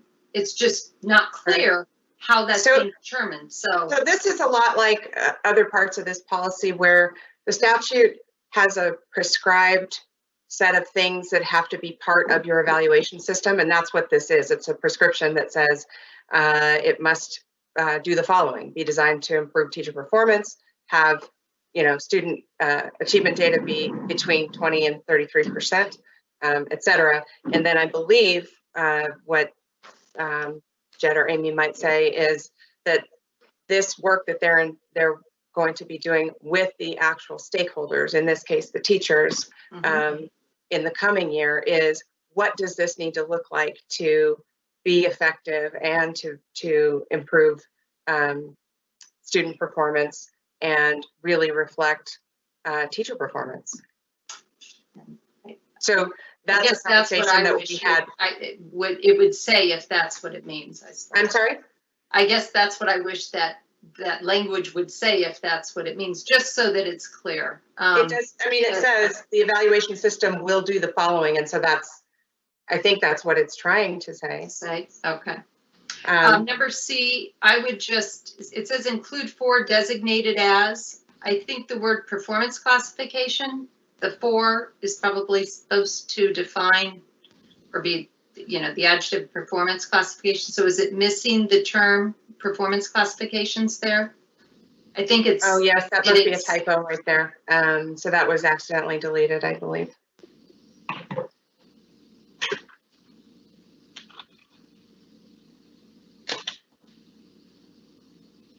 So I have this, I mean, as long as I don't really want to have to go through this this way, but just unless, I mean, other members, if they completely understand this, but the next one, the performance classifications are to be applied to the evaluation instruments in a manner designed to improve principal and teacher performance.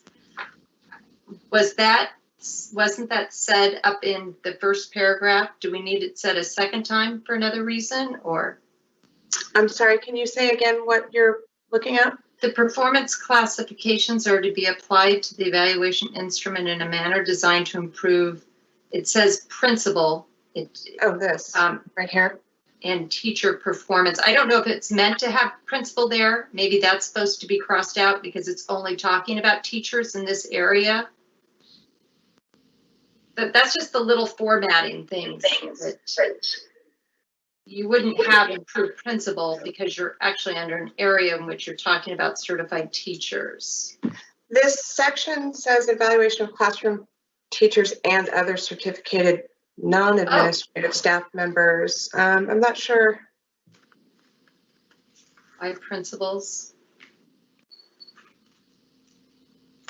I just have little questions throughout like that, but okay. I'll tell you what, I will, I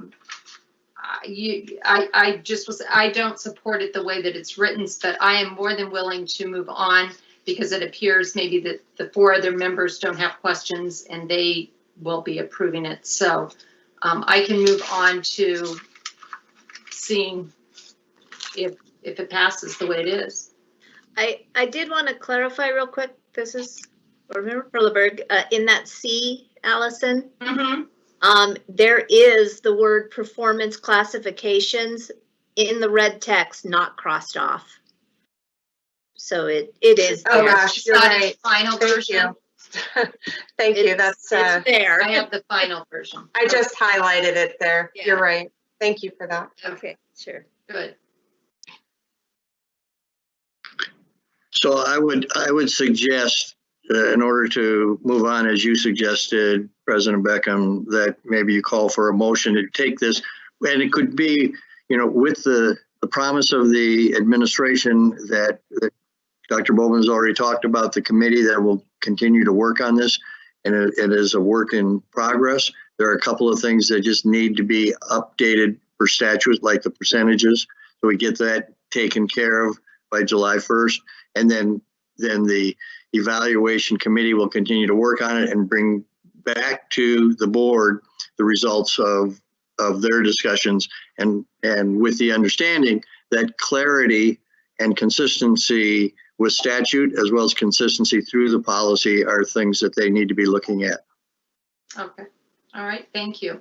So Allison, this is Patty. Oh, yes. Do you have comments, Patty? Yeah, because there were some points that were very informative that I hadn't heard that you said tonight that I would like to digest. I know in the essence of getting this approved, I agree with Dr. Creekard so that we can move forward with this with the commitment from leadership that, and from me, I would like to sit down with you, I guess just 2 by 2 or something, and understand the points that you would like to see so that we could clean this up if need be going forward and work with leadership.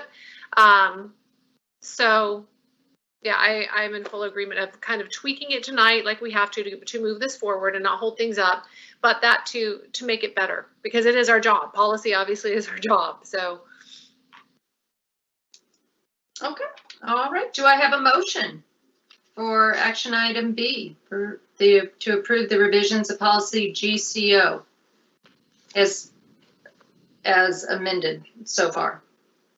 And with Dr. Creekard's suggestions. So moved. Board Member Greenberg moves. And do we have a second? Second. Board Member Perleberg seconds. We'll have an individual vote, starting with Jan Michael Greenberg. Aye.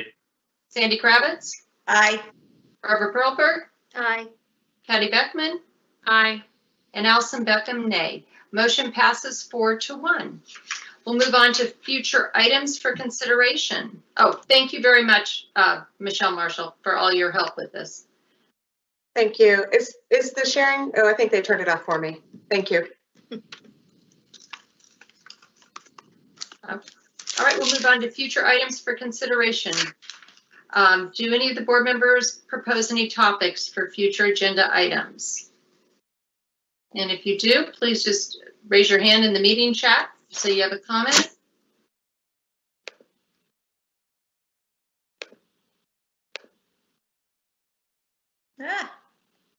All right.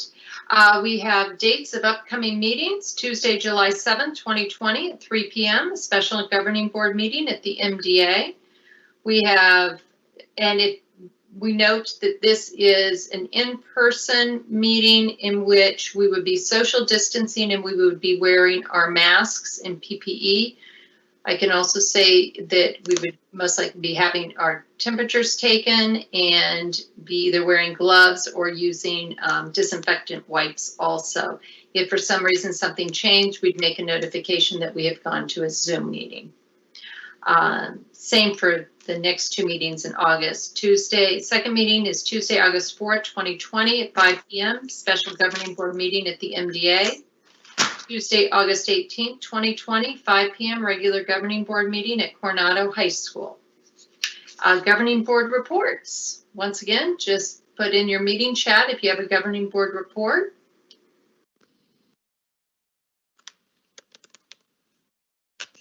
All right, we'll move to adjourning. I move to adjourn this regular governing board meeting. Do I have a second?